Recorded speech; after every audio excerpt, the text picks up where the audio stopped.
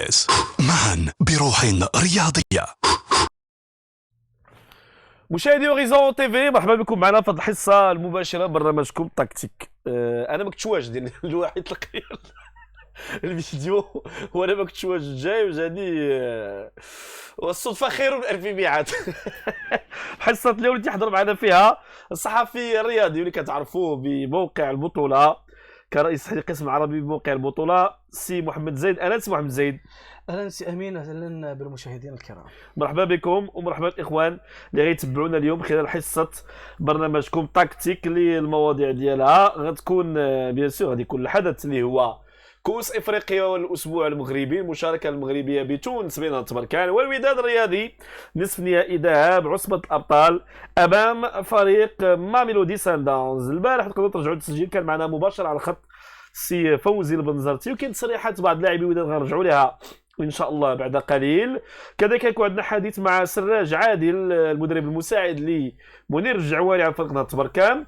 غيكون عندنا اطلاله على باتريس كارتيرون او بادريس، اللقب الذي الان يحلو الجماهير الرجاويه انها تتكلم معاه فيه. غنتكلموا مع باتريس كارتيرون على مستقبله وجديده مع الفريق، ثم اطلاله على المنافسات الافريقيه، ومره اخرى مساله السن وتزوير السن تعود للافق. هل من حلول فعليه وجذريه للحد من هذه المساله هذه اللي ظاهريا تبان من اللاعبين الكبار؟ واش هذا هو الواقع او لا؟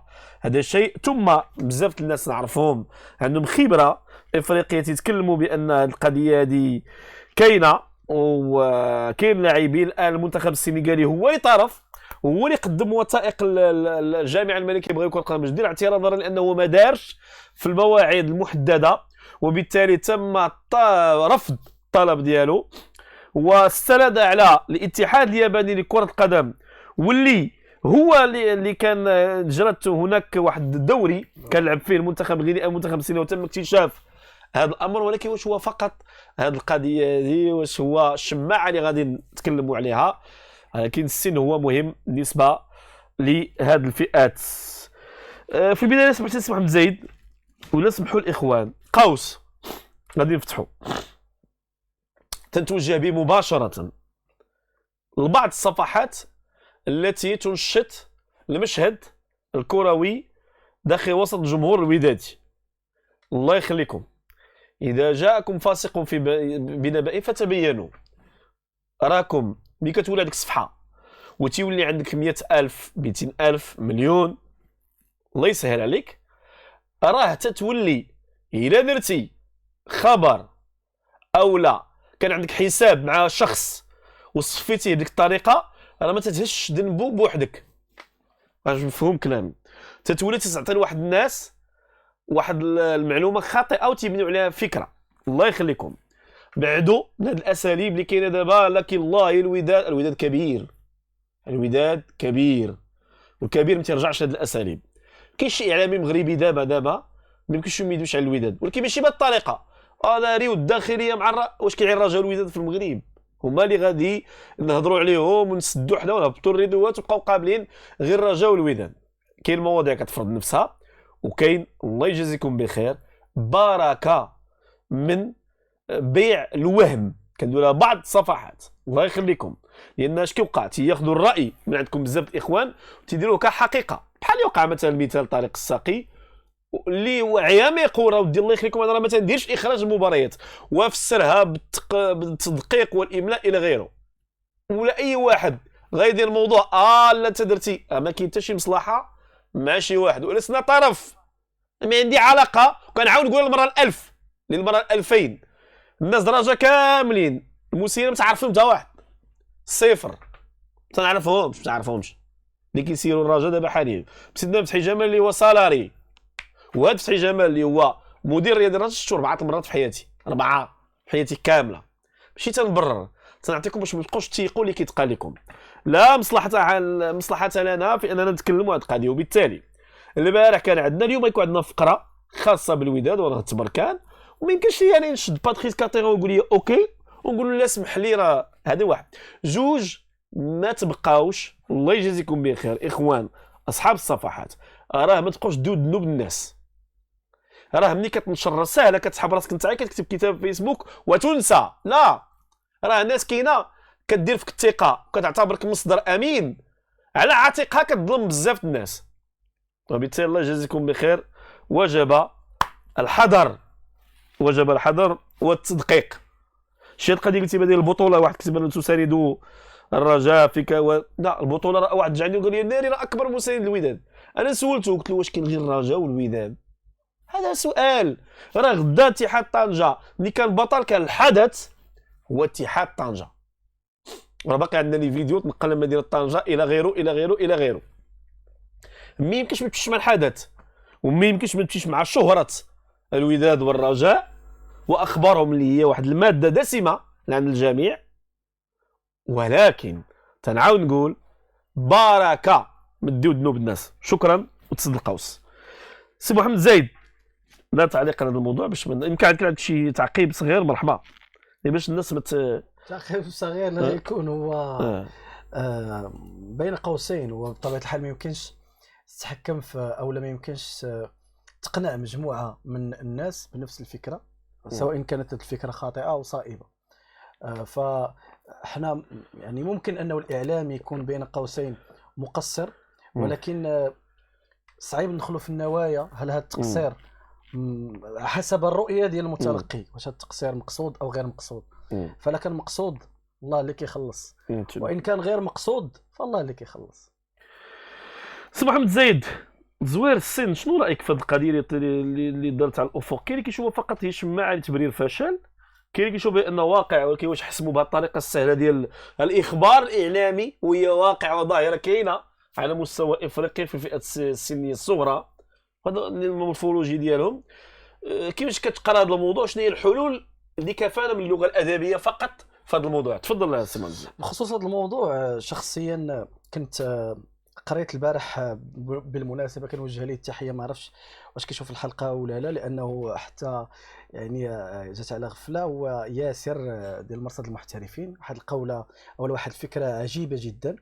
قالت بانه صحيح انه التزوير الفئات السنيه او لا عدم التساوي في الاعمار بطبيعه الحال كيغلب كفه على اخرى، ولكن فاش في السن، اما في المهاره والتكوين والملكات وحتى التجهيزات او الامكانيات فبطبيعه الحال كتكون مختلفه. فإلا مثلا خدينا المنتخب الغيني او المنتخب الكونغولي، احنا هنا ما كنبرروش وفي نفس الوقت ما كنظلموش حد، يعني هذه فكره خاصه. لا خدينا المنتخب الكونغولي وقلنا راه عنده لاعب او لاعبين فوق السن القانونيه، فهذا التمييز او الامتياز عند المنتخب الكونغولي على وجه غير حق، يعني على بغير حق. ولكن المنتخب المغربي الامكانيات اللي ترصدت ليه خصو يلعب فريق ولا منتخب اول ويجاريه حجم الامكانيات. وكانت تذكر القوله ديال الاخ ياسر، قال بانه اف سي برشلونه حكم العالم بلاعبي قصار قامه، بلاعبين قصار القامه. ما غنهضروش على الامكانيات كما قلنا، ما غنتكلموش على الامكانيات البدنيه بانها هي فعلا الفارق ما بين لاعب ولاعب وما بين منتخب ومنتخب. صحيح حنا عندنا سن قانوني يجب ان يحترم، ولكن ما خصناش نعلقوا عليه شماعه الفشل وشماعه الاخفاق، ونحاولوا نبينوا بانه هو اللي حرمنا من النجاح او التاهل، في حين ان كاين عوامل اخرى بغينا او كرهنا خصنا نحطوا وجهنا في المرايه ونتكلموا عليها الا تعطاتنا فرصه اخرى. صحيح لا، هو داك السن 17 عام يلعبوا واحد 23 عام غيغلبهم، وهذا لا تناقش. ولكن اسمح لي انا وجهه نظري، انا الا كان مول 17 عام كفء وعنده امكانيات كبيره راه يغلب من 23 عام. لا 17 عام كيلعب في السنيور دابا في فرق كبيره، ولكن في نفس الوقت ماشي مبرر بانه يلعب معي واحد عنده 23 سنه. اذا السن حسب القانون يجب ان يحترم، ولكن ليس كافيا اننا نعلقوا عليه شماعه الفشل. انه كاين تقصير كبير بزاف ديال الحوايج، ابرزها هو استراتيجيه واضحه المعالم بالنسبه للجامعه وبالنسبه للناس اللي مكلفين بامور تقنيه داخل المنتخبات الوطنيه. نعم. فلو كانت هذه الامور هذه مضبوطه ومعروفه ستركتور اللي غنخدموا بها، كنت متاكد واخا يجيبوا الناس سنيور غتلعب معهم وتجاريهم حتى ولا ما غتنتصرش. الاتحاد الافريقي واش خصو الا ما عندوش الاليه يمشي يقلب على اليه باش يحد من الظاهره؟ طبعا. وواحد الامر اخر مادام ذكرتي الاتحاد الافريقي، هو كيتحمل مسؤوليه كبيره في هذه الفوضى. اكيد ان الاتحاد الافريقي كان ضابط هذه المساله هذه بشكل ما عرفتش انا واش هو الاتحاد الافريقي اصلا كيبيع هذه المساله او كيفتح لها المجال، ولكن هو اللي كنشوفوا بان التسيب كاين غير في داخل القاره الافريقيه في ما يخص الاعمار وي. السنيه، مم. والدليل هو انه الاتحاد السنغالي لجأنا ليه باش نمشيو نشوفوا مشاركه ديال المنتخب في دوري في اليابان، فهنا مم. كيبين بان الاتحاد لحد هو الافريقي عطانا الوراق. هو اللي عطى الوراق، مم. فهنا كيبين بان الاتحاد الافريقي لا زال قاصرا في هذه المساله، ما عرفناش هو واش بقصد او بغير قصد. لا الا كانت دابا ملي تولي ظاهره واقع انت بغيتي تبدل المنافسه كيخصك تحمي المنافسه، ما يمكنش تسمح بهذه الظاهره تبقى. السؤال هنا واش في ظل الامكانيات الموجوده ما خصش يجيو بحال اللي كيدار في اوروبا داك التيست والهيئات اللي هما الهيئات علميه يكونوا ادق من هذا الشيء هذا باش ما يبقاش هاد الخزعبلات. طبعا، وهذا هو اللي قلت لك، واش الاتحاد الافريقي باغي عنده النيه او لا؟ فإلا عنده النيه فعلا راه ربما غيلقى الحلول الكفيله، بغض النظر على ديك الانانيه واننا احنا نقدروا نديروا كل شيء بوحدنا، او لا ما عندوش الرغبه وهو يريد هذا التسيب لحاجه في نفسه يقول خايه مستبعده، ولكن ما غاديش يكونوا هما من هذه، ولكن انت مني عارف الظاهره ما يمكنش تبقى ساكت عليها هكا بهذه الطريقه هذه وما فيهاش حل وما يمكنش دير لها حل. امبوسيبل. المساله الرقم اللي تواصلوا معنا فيه 06 28 52 82. اعيد 06 61 28 52 82. عطيني المود باس سي محمد الواحي. هذه سيدي باش ناخذوا الرقم مع الاخوان وباش ناخذوا كذلك اتصالات ديال الاخوان ديالنا. بعد قليل يكون عندنا اتصال مدرب فريق الرجاء الرياضي سي باتريس كارتيرون، لانه وعدنا نكون نتصلوا به في هذه الوقيته بالضبط 9 الا ربع ويكون معنا. اعيد رقم 06 620 52 82. الناس كيقول لي سير مع الوداد، والله ما كرهت نمشي مع الوداد جنب انا بعدا كمحمد امين ما كرهتش نمشي، ولكن واش امكانيات تسمح بذلك غنشوف. انا والله ما كرهت، ما بالعكس راه كنعيش اكسبيرينس شي حاجه جديده اللي تنعيشها في المسار ديالي المهني، والله ما كرهت. والله انا عارف سمع عبد الواحد حدايا ما كرهش يهز الباكتاج ديالو ويزيد معايا حتى هو الجنوب الافريقي ونمشيو. الان مالك انت ما عندكش مع الطياره حتى حاجه اخرى، انت تعيينه معك في مصر تمك يلاه ودير الطياره ما عندي كندير ليها وما عنديش كنوصل للطياره. يعني كنحاول نتصلوا بمدرب فريق الرجاء الرياضي مسيو باتريس كارتيرون. الى جاوبنا نورمالمون جو بونس كو معنا مسيو باتريس كارتيرون مدرب فريق الرجاء الرياضي. مسيو باتريس bonsoir et merci d'être parmi nous. Je vous en prie. En direct sur notre programme tactique Horizon TV. Tout d'abord, Monsieur Patrice, un bon parcours après une période de début qui était un petit peu difficile, voire délicate. Mais après, on a vu notre équipe qui s'est métamorphosée. Qu'est-ce qui a changé, qui a fait cette métamorphose, qui a amené beaucoup de résultats qui sont positifs, notamment gagner la Super Coupe au Qatar face aux finalistes de la Champions League ou aux teneurs du titre de la Champions League? Bah écoutez, j'avais prévenu les membres du board qu'il me faudrait 6 semaines pour vraiment remettre l'équipe dans le droit chemin, notamment physiquement. Les joueurs étaient dans un état désastreux. Et c'est le temps qu'il a fallu effectivement avant que les joueurs on leur redonne du physique et que du coup en leur redonnant du physique on leur redonne la confiance également et que résultat après résultat on a pu s'appuyer sur cette confiance, sur cette attitude plus positive et puis on avait vraiment préparé avec le staff et avec les joueurs la finale de la Super Coupe du mieux possible et c'est vrai que depuis on surfe sur cette vague positive et ça fait du bien. Ça fait du bien, oui, ça fait du bien aussi au public du Raja, ça fait du bien aussi pour le suspense et pour une fin de bateau là qui est palpitante entre vous et le WAC. Est-ce que le problème était vraiment physique? Parce que on a eu un sentiment qu'il y avait des carences physiques après le parcours du Raja dans la CAF, notamment la Coupe de la Confédération. Il y a eu beaucoup de blessures aussi, beaucoup d'absences. Est-ce qu'il y avait des carences physiques? Il y avait des carences physiques, mais à cause des carences physiques, il y avait également une lassitude mentale. Donc on avait un groupe où avec des joueurs qui ont un très bon état d'esprit, mais qui étaient à saturation, qui avaient du mal au quotidien, à l'entraînement, à se mettre dans la concentration, à se mettre dans l'investissement. Donc c'est tout ça il a fallu rebâtir un physique pour, après avoir rebâti ce physique, rebâtir un état d'esprit. Et j'ai la chance d'avoir des joueurs qui aiment le club, qui qui aiment ce maillot et donc ça a été d'autant plus facile de les convaincre à revenir dans le droit chemin et à repartir au travail et à afficher à nouveau des prestations de très bonne qualité. Mais des prestations de très bonne qualité, on a vu notamment que la Raja a aligné un petit peu le spectacle et le résultat, ce qui est pas mal, malgré que vous avez eu des problèmes d'avoir la formation complète. Je pense que le premier match où Patrice Carter a eu sa formation complète, c'était contre l'Espérance. Et le deuxième, et après, vous avez perdu une pièce maîtresse qui est Hafidi quand même. Donc, il y a un malchance qui est grave quand même. Bien sûr, bien sûr. Après, vous savez, c'est le lot d'une saison. Aujourd'hui, les joueurs ont joué tellement de matchs que cette élimination en Coupe des Confédérations nous a attristés d'un côté, mais l'équipe ayant gagné la Coupe des Confédérations quelques semaines auparavant, j'ai envie de dire que c'était quand même un moindre mal parce que les joueurs ont aussi leurs limites. L'effectif n'était pas préparé à jouer 60 matchs dans la saison, comme ça va être le cas. Donc forcément, il était inconcevable de continuer comme ça et ça nous a rendu service pour la Botola parce que ça a permis qu'on se reconcentre plus sur le championnat et j'ai envie de dire qu'à l'heure actuelle, je suis simplement heureux que le Raja Casablanca ait retrouvé la place qui est la sienne, c'est-à-dire dans les deux premiers du championnat. Oui, et vous êtes à 4 points de la Champions League, ce qui est quand même une bonne chose pour cette équipe et c'était votre objectif majeur. D'ailleurs, pour Oui, être honnête, c'est ça ce on a causé sur ça dans la conférence de presse avant match Espérance au Qatar et c'était ça votre objectif. Vous avez dit, moi, tout à je veux fait. gagner cette compétition, mais le premier objectif de moi, c'est que le Raja doit jouer la Champions League. Ça, ce qui est très, très important. Donc, revenons à l'équipe, il y a eu aussi l'intégration de joueurs qui étaient des joueurs qui étaient venus au mercato hivernal. Ce soit le jeune Wardi. Après, vous avez perdu d'autres joueurs qui étaient titulaires.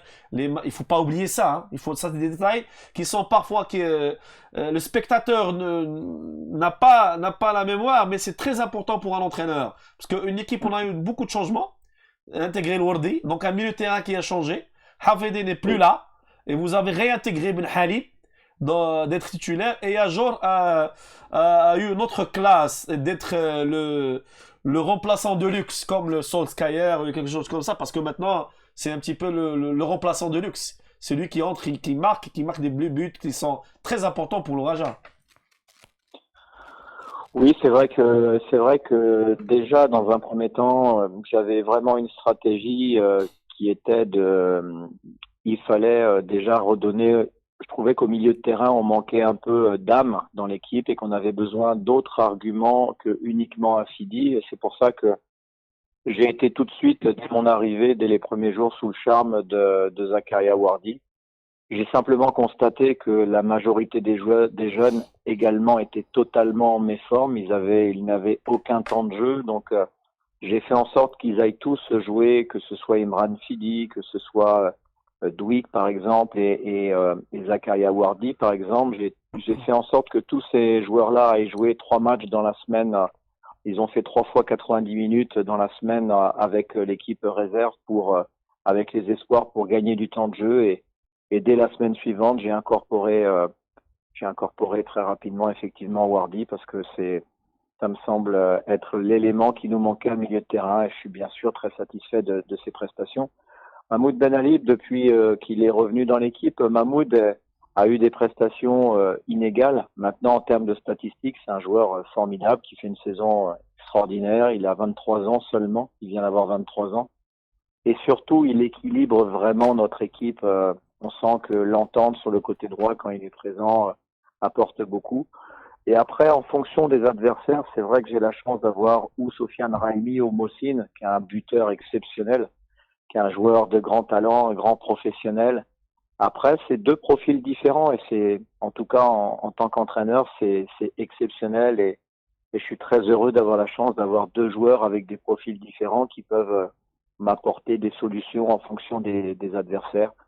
Je serais bien sûr, j'ai vraiment pour objectif que Mossine Yajour soit le meilleur buteur du championnat. Ça fait partie de mes objectifs, en plus de la qualification pour la Champions League et de cette super coupe acquise. Mais ça fait vraiment partie des choses que j'aimerais vraiment pour cette fin de saison, que Mohsin Yajour soit récompensé parce qu'il le mérite du titre de meilleur buteur. Oui, il le mérite, tout simplement pour aussi son parcours qui a un parcours depuis maintenant 6 ans, 7 ans sans faute.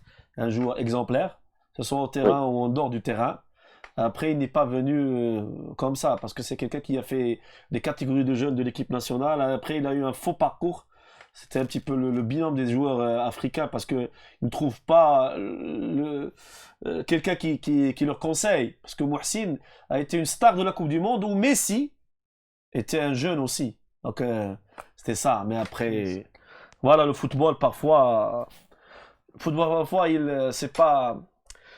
récompense pas un petit peu les joueurs par leur rendement. Si on voit le cas un petit peu de Hatem Ben Arfa, de beaucoup de joueurs de grand talent, mais après ils ont eu des accidents de parcours qui ont cassé leur chemin. Donc revenons au Raja, monsieur Carteran, s'il vous plaît. Vous avez maintenant une rude concurrence avec le WAC, qui est occupé par la Champions League aussi. Il y a un écart de points. Un jour, moi, je vous ai posé une question, je vous ai dit, est-ce que vous n'avez pas le droit de rêver?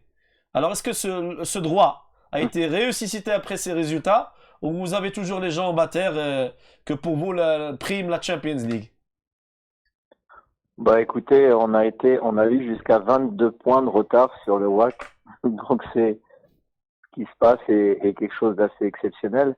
J'ai beaucoup de regrets par rapport au dernier derby parce que, comme je l'ai dit en conférence de presse à l'issue du match, on méritait vraiment de gagner ce match-là. Et vous savez, des fois, les saisons, elles basculent sur des détails. Et je pense qu'au match aller, au derby aller, le Raja a eu l'occasion de mener 1-0, un penalty raté, puis finalement, à 10 minutes de la fin, vous perdez. Ça veut dire que ce qu'on peut craindre, c'est que les deux derbys, quelque part, et nous qui, lors du deuxième match, méritons de gagner, on n'a pris qu'un point sur les deux matchs. Donc, ces 5 points qui font la différence sont, quand vous voyez qu'il y a 6 points entre les deux équipes aujourd'hui, eh ben, c'est les deux derbys. C'est les deux derbys qui font que on risque, j'ai envie de dire, de payer jusqu'au bout ces deux derbys où il y a eu quand même un gros manque de réussite sur les deux derbys parce que je pense que à l'aller, le Raja pouvait faire match nul et au retour, le Raja méritait vraiment la victoire.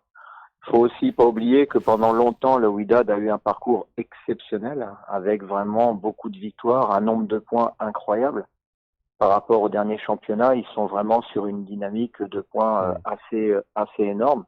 Le Raja, à l'heure actuelle, est sur une dynamique de champion, mais le Wydad, avec les points qu'ils ont, sont sur une dynamique vraiment de champion exceptionnelle. Donc, est-ce qu'ils vont ralentir leur course au dernier moment et nous laisser passer? Ce serait très gentil de leur part. S'ils veulent jeter toute leur force sur la Champions League et nous laisser le championnat, on sera très heureux.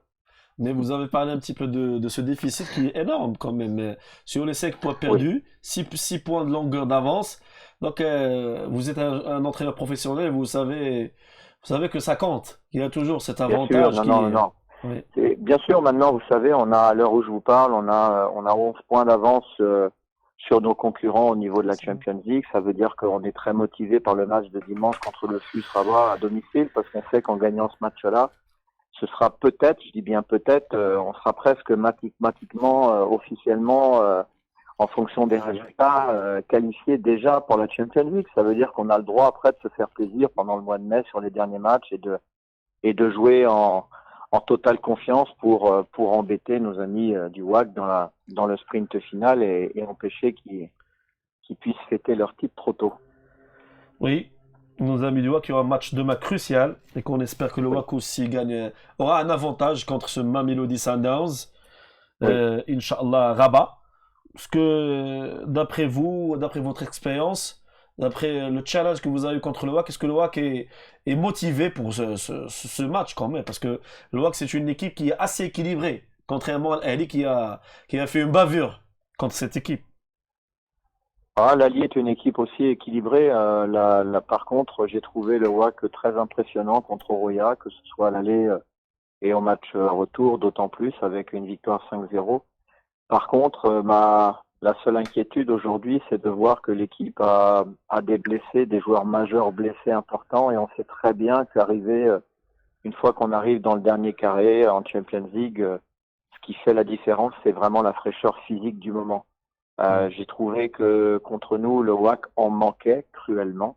Est-ce qu'ils auront le temps? Et je pense que le coach a suffisamment d'expérience pour remettre de la fraîcheur au niveau de son effectif et de trouver les éléments à même de poser des problèmes à cette équipe de Mamelodi Sundowns. Mais Mamelodi Sundowns est une équipe très très redoutable.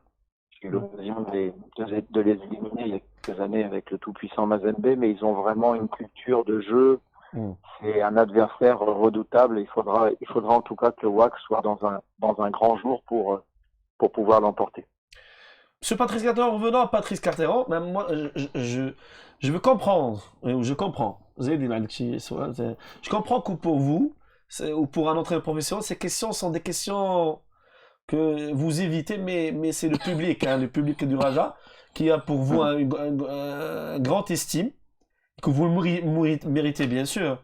Alors, pour le renouvellement de contrat, parce que le public du Raja veut voir Patrice Carteron avec lui, on entend de ci, de là, Gabon, l'Égypte, voir la Tunisie, le Golfe. Alors, où il est Patrice Carteron?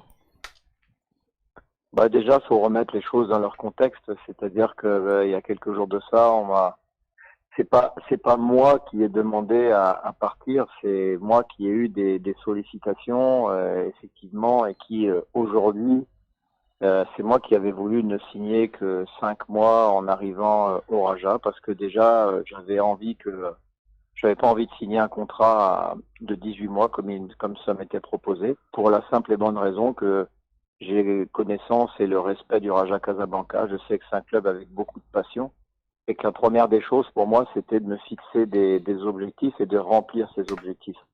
Les deux, vous les connaissez, il y en avait un qui était très difficile, qui était la Supercoupe parce que on est les deuxièmes en 21 ans à battre le vainqueur de la Champions League. Maintenant, c'était une vengeance, je l'avoue, par rapport à une finale perdue dans des conditions très particulières. Pour ne pas Alors qu'au départ, vous avez nié ça, est-ce que vous évitiez la pression? Vous évitiez la pression, quelque chose comme ça? Non, c'est surtout, j'ai nié ça pour perturber les joueurs et pas perturber les.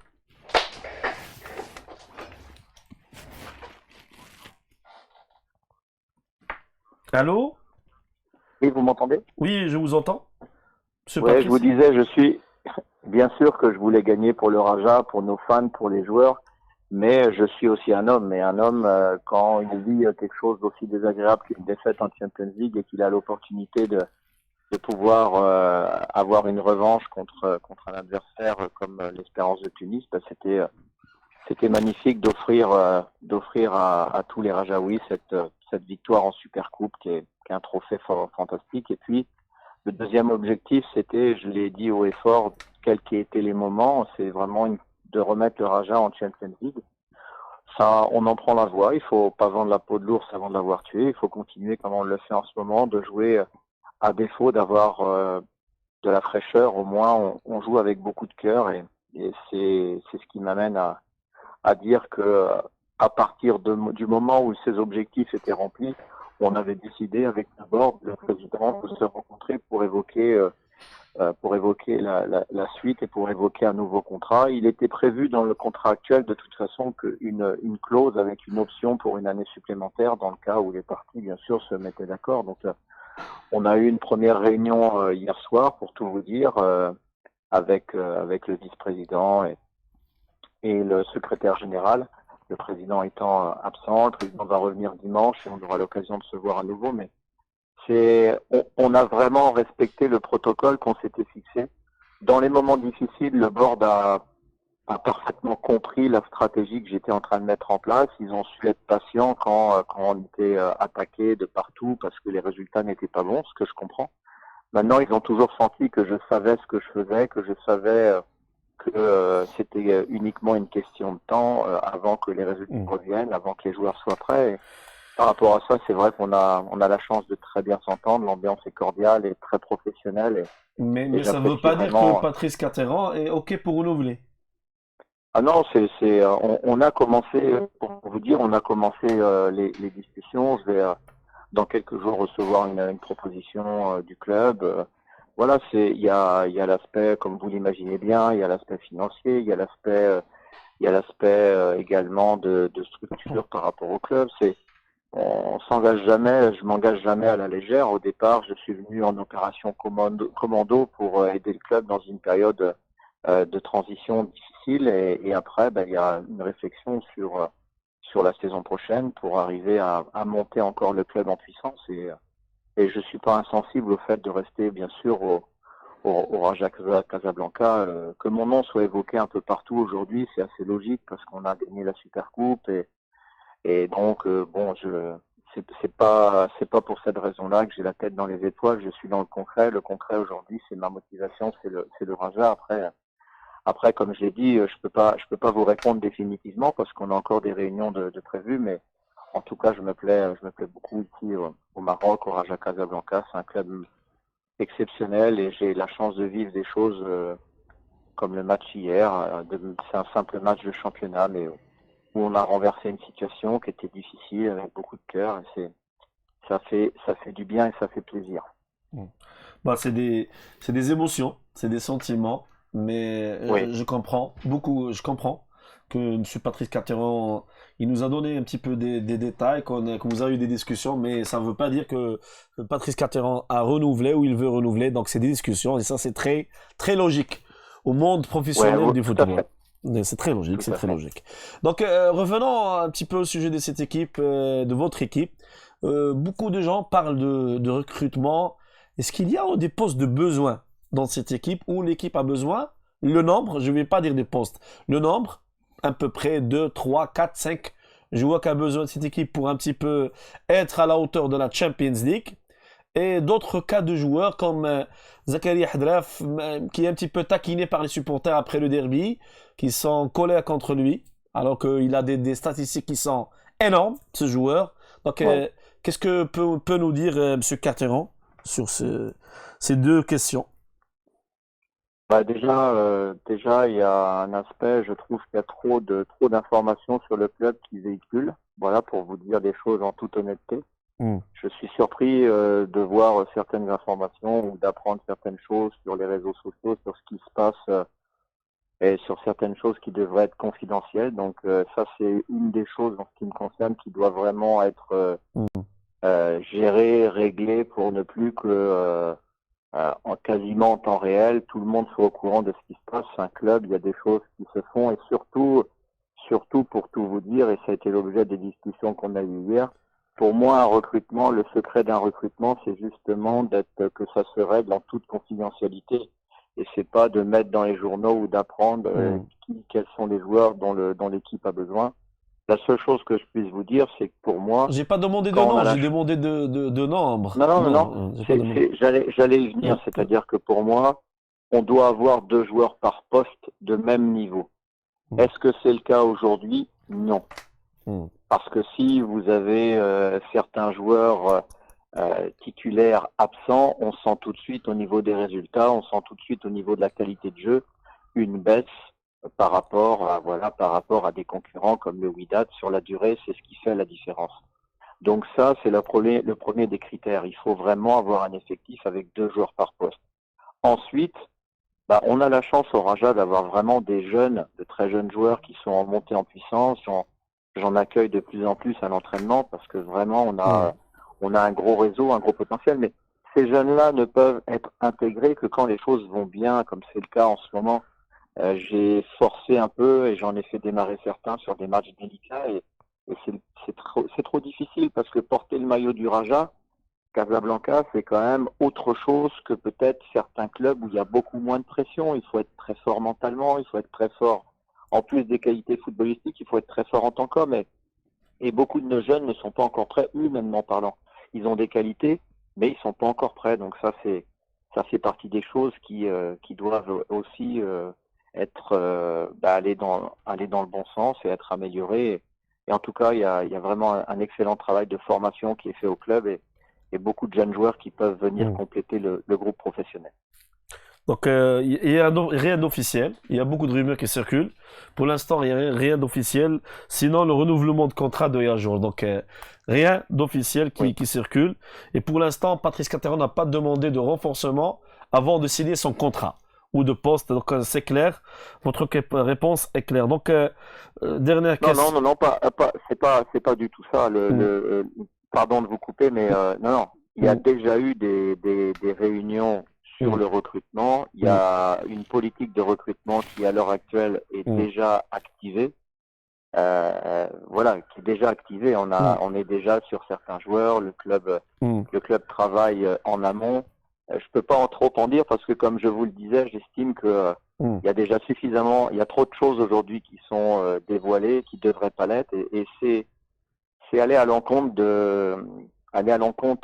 de l'objectif fixé, parce que dès que ça paraît dans les réseaux ou dans la presse, vous avez forcément les agents qui vont proposer le joueur à Exactement. d'autres clubs, et à l'arrivée on est perdant. Donc l'objectif pour moi, c'est la discrétion et de travailler en toute sérénité pour faire venir des joueurs qui ont le standing du Raja Casablanca sans avoir besoin de mettre énormément d'argent. Voilà l'objectif.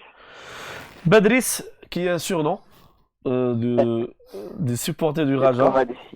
C'est ce Donc, qu'on m'a on dit. peut pas finir, on peut finir avec un petit peu d'humour. Ça veut dire quoi si on traduit alors? Est-ce que vous pouvez me dire?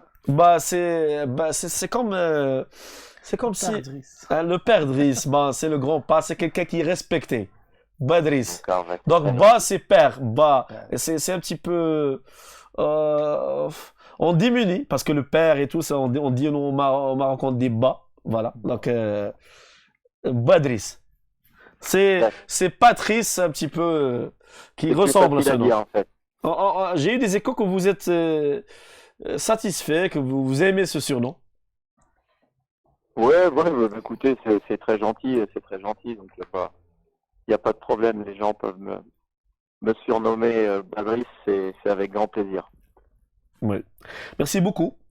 Nous avons eu le plaisir de vous recevoir. C'était très aimable et très gentil de votre part. Merci beaucoup, vous en Monsieur prie. Patrice. Merci beaucoup. Merci, passez une bonne soirée. Merci également. À bientôt. Au revoir. merci Monsieur Patrice Carteron. Donc خلاصة الحوار سمح لي يا سي زيد خدينا 22 دقيقة بالضبط. سولنا على بزاف الأمور. هو تيبغي السرية. قال حنا كنخدموا على اللاعبين ولكن انا ما كنتقبلش يخرجوا لي اسماء اللاعبين لان اللعابه غادي يغلاو وما تتبقاش عندنا ما بقاش نستافدوا منهم بالثمن اللي حنا بغيناهم. هضر على ديكا بحال اللاعبين يطلعوا المستوى ديالهم الوردي الى غيره. تكلم على ان التجديد ماشي بيدو كينتظر يجي الرئيس وهما فاتحوا مفاوضات كاين حتى الساعه ما كاينش لان عنده عروض كيتسنى العرض المقدم ليه من طرف فريق الرجاء الرياضي. هضر على الوداد وقال بان عنده لقاء صعب. وداد فريق قوي متوازن ولكن خصو يلعب بحذر مع فريق قوي كما ميلودي سان داونز. وكما سمعتوا كما الكل يتكلم عليها مسيو باتريس كارتون. يمكن كاخر خلاصه القول شنو بالك في مساله التجديد بالضبط؟ من حقه على الطريقه اللي تكلم بها على الاجتماعات اللي كيعقد لها سواء مع اللجنه التقنيه او لا كما قال كنت هذا الرئيس. فربما الاجتماعات بخصوص التجديد ربما قبل منها وحسم في الانتدابات، لان ربما حتى الطريقه اللي خرج بها من الاهلي المصري كانت المطالب ديالو واضحه. هي مراكز معينه وهو عارف المراكز اللي خاصه في الفريق ديالو. كيشيد ببعض اللاعبين وكيعتبرهم من مراكز الفريق. شنو قال على الوردي بانه العنصر اللي كان خاص وسط الميدان. ما عرفتش واش الا كان الفريق وربما التصريحات السابقه ديالو كان كيقول بانه من ماشي الشروط وانما من الضوابط اللي غتخليه يجدد الفريق الرجاء ويتاهل لدوري ابطال افريقيا. العناصر اللي كاينه في الرجاء حاليا واش كيشوفها انها تقدر تنافس على دوري ابطال افريقيا؟ واش كيطالب عناصر قال اخرى؟ خصني دي دوبلور سي دوبلور.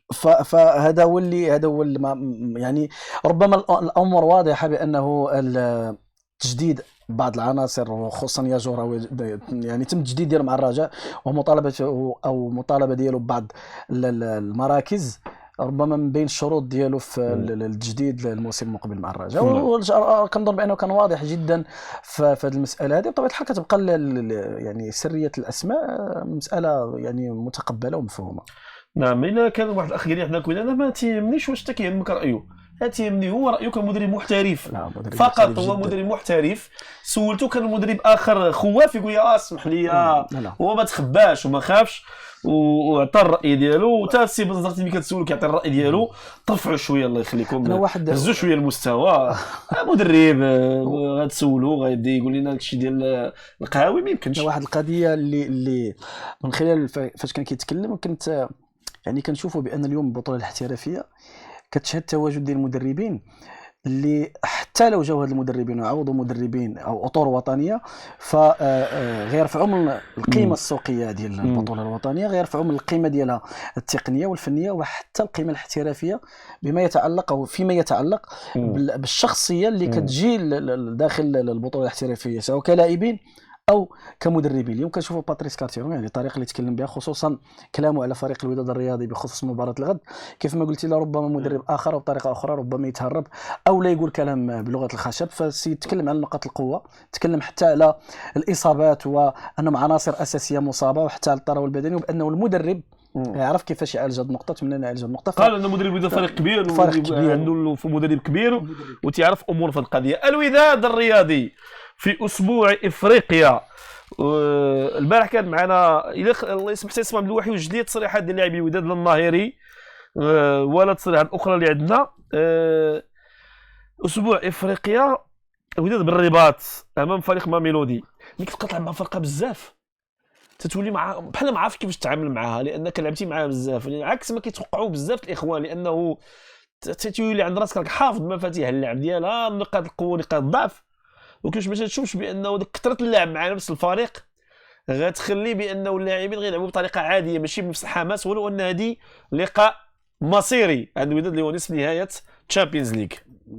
كنشوفوا بانه انا اول نقطه ايجابيه اعتقد في من خلال لقاء الوداد وصن داونز ان الوداد الان ولا كيواجه فرق عديده مرات متكرره، وهذه الفرق هي من كبار افريقيا بين قوسين الى اضفنا لهم سان داونز اللي تالق في الاربع سنوات الاخيره. فباش تواجه الاهلي ربما في عدد من المرات، تواجه مازيمبي عدد من المرات، وتواجه الان سان داونز في 6 مباريات يعني في ظرف 3 سنين او 4 سنين. فهذا كيعني بانه اليوم ولا عند الوداد واحد الثوب ديال ما غنقولوش ديال كبار افريقيا، وانما فعلا هو من كبار افريقيا حاليا. لا ودنا كبار يعني افريقيا بطبيعه الحال لا حيت باقي تناقش لان ارقامه دابا ما فيهاش نقاش. كنتذكر الى في اللقاء ديالي كان قبل احد الاخوه المتصلين قال بانه كانه يشك ان الوداد من كبار افريقيا. الدليل هو هذه المباريات. الوداد ماشي لا كانه يشك، يقول لك لا ما تقولش بانه غيتفادى اللاعب مع الفرق الكبيره انه من الفرق الكبيره. نحن كنا كنتمناو يواجه الفرق يعني حوريه كوناكري او فرق من هذا القبيل باش يلعب في مربع الكبار مع فرق اللي هي مازيمبي ترجي واليوم ماميلودي سان داونز. بالنسبه كما قلتي لطريقه تشابه اللاعب فربما انه المفاجاه غتكون في تغيير طريقه اللعب. حنا فريق سان داونز تقريبا تسول اي واحد دابا كيفاش كيلعب غيقول لك كيلعب كره قصيره كره استعراضيه معروف. فالى هاد سان داونز اليوم فاجئنا بطريقه لعب اخرى او الوداد فاجاتنا بطريقه لعب اخرى. ما ننساوش يدير 120 دقيقه راه غتلعب 180 دقيقه ماشي نفس ذهاب واياب. واول مره ان الوداد اللي غيلعب يعني في المرتين المتتاليتين كان الوداد كيلعب الاياب في ميدانه سواء في الربع او في المجموعات. وحاجه اخرى خصنا نطلبوا من الاتحاد الافريقي والسي قجع اللي كان كيسمعنا الله يخليك الاشواط الاضافيه في اللقاء واخا ما تكونش في لالي دار في الروتور. شنو المشكل كتمشي بينالتيات مباشره وهذا اللقاء هذا راه 180 دقيقه كيتسمى لقاء واحد. علاش ما تكونش اشواط اضافيه؟ تفضل كنمشيو لضربات جزاء مباشره. تفضل. فكنظن بانه المباراه ما غتكونش قد ما هي صعبه من واحد الجانب لانه كتلعب مع فريق اللي ربما من اكثر الفرق تقنيا في المستوى الكبير وفنيا المستوى الكبير، بقدر ما انك على الاقل تعرف المنافس بشكل جيد. ربما الخساره ديال الاهلي مع سان داونز هي جات جهلوا لهذا الفريق. شفنا مباراه ديال الذهاب لعب فريق الاهلي بكره مفتوحه بطريقه يعني مندفعه بطريقه كبيره، فربما كانت الخساره ديالو بشكل كبير. انا ارشح الوداد لعب تهور كبير. انا بدون يعني مجانبه للعاطفه كنرشح فريق الوداد الرياضي. علاش؟ لانه مازال فريق سان داونز عنده عقده ما غيتخلصش منها، هي عقده الرهبه من اللاعب في الدار البيضاء او في الرباط. يعني اللاعب في المغرب مدربهم واخدها بواحد الحساسيه كبيره جدا. وحتى في التصريحات ديال المنسق الاعلامي ديالهم كيتكلم على انه الجماهير ديال جنوب افريقيا جاو واحد العدد باش يشوفوا الطريقه اللي كيشجعوا بها. فهذه مساله ثقافات ما عمرها غتكون يعني تشابه. هذه المساله هذه ربما يستافد منها الوداد في لقاء الذهاب، وخصنا نشوفوا الامور بمنحى ايجابي. علاش؟ لا بانه الذهاب هنا يكون احنا اللي نديروا عليهم الضغط في الاياب، وان شاء الله نتمنى ان فوز ديال بنزرتي وهذا اكيد غيكون انه غيلقى الطريقه المثلى لمواجهه فريق لعب معاه على الاقل في دوري المجموعات. لا وقال لي لا لعبت معاه مع الترجي لما كنت مدرب غادي مع الترجي ربحوا في جنوب افريقيا بجوج. ناخذوا مكالمه. الو السلام عليكم. السلام عليكم. مرحبا، اسم المدينه؟ حمزه من مدينه تماره. كتسمع مزيان انت؟ انا السي حمزه تفضل. لا جيت قبل خبرت انا تحياتك بعدا وتحيه في اسامه وخدم معاك اليوم وتحيه للضيف ديالك اليوم سي محمد زايد تفضل. تحيه سي محمد. بغيت نسولك السي امير الله يجزيك بخير على التعاقدات اللي سمعنا مؤخرا ان الرجاء راه صافي قريب يجيبوا فابريس نكوما بالرحبه. عرفت اخويا الله يجزيك بخير. انا ما عنديش اخبار نهائيا بهذا الشيء هذا باستثناء يا جور جدد. الاخبار اللي عندي هو ان متولي غيكون يلعب في الرجاء العام الجاي، شي حاجه اخرى ما عنديش.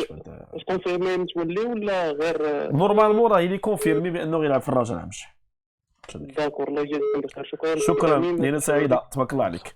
مكالمه اخرى. الو السلام عليكم. الو السلام عليكم سي امين. مرحبا، اسم المدينه؟ محمد من الدار البيضاء. اهلا سي محمد تفضل خويا. شكرا. في الاول تنبغي نشكرك انت والضيف ديالك، وباغي نهضر على الوداد البيضاوي المقابله ديالو ديال غدا. بالنسبه للوداد انا مرتاح حيت فوز البنزرتي عنده تجربه كبيره في هذه المسابقات الافريقيه، كان ديجا لعب دومي فينالات والفينالات وكانوا النجوم غايبين. بالنسبه للوداد يكونوا نجوم غايبين على هذه المقابله، ولكن تتمنى الدراري اللي روبلاسيهم يكونوا في المستوى، ياخذوا الفرصه ويكسبوا سميتهم في التاريخ ديال الدومي فينال. الدراري مترجي بديع اوك حفتوني، نتمنى يعطي الفرصه عاوتاني جيبور وكيشيكو ان شاء الله. اعتذار الجيبور وكيشيكو مثلا كنظن انه مثلا هو زايد حيدوا هذه المده كامله ويجيهم في هذا الماتش هذا، حيت ما يمكنش تعرف حيت دابا الاصابات ديال هاد اللاعبين تقدر تجي فهمتي شي لعبه ديال القدر. انا بان لي خاصهم يستغلوا هذه المرحله الحاسمه، يعني واخا يكونوا ماشي دون المستوى هاد السيمانه مثلا جوج سيمانات تعرفوا ان واحد ونجم بليسيون راه يقدروا يكونوا داروا دي زيفور. الرغبه باش تلعب دومي فينال ماشي اي واحد يلعب دومي فينال ديال الشوط ليغ. نعم. حاجه اخرى سي امين اسمح لي على قبل البرنامج اللي ظهر فيه هيرفي رونار كنسولوا واحد السؤال عطاونا ليست، هو السؤال اللي كنسولوا في هذاك البرنامج كيفاش تكومونيكي مع اللعابه. هو قال لهم تنهضر معاهم بالفرنسي والانجلي في الفيستير. وي يعني هذيك التشكيله باش يهضروا على كيفاش تيكومونيكي مع اللعابه ديال المنتخب المغربي. قال لك يا دي فرانكوفون يا دي زونغلوفون.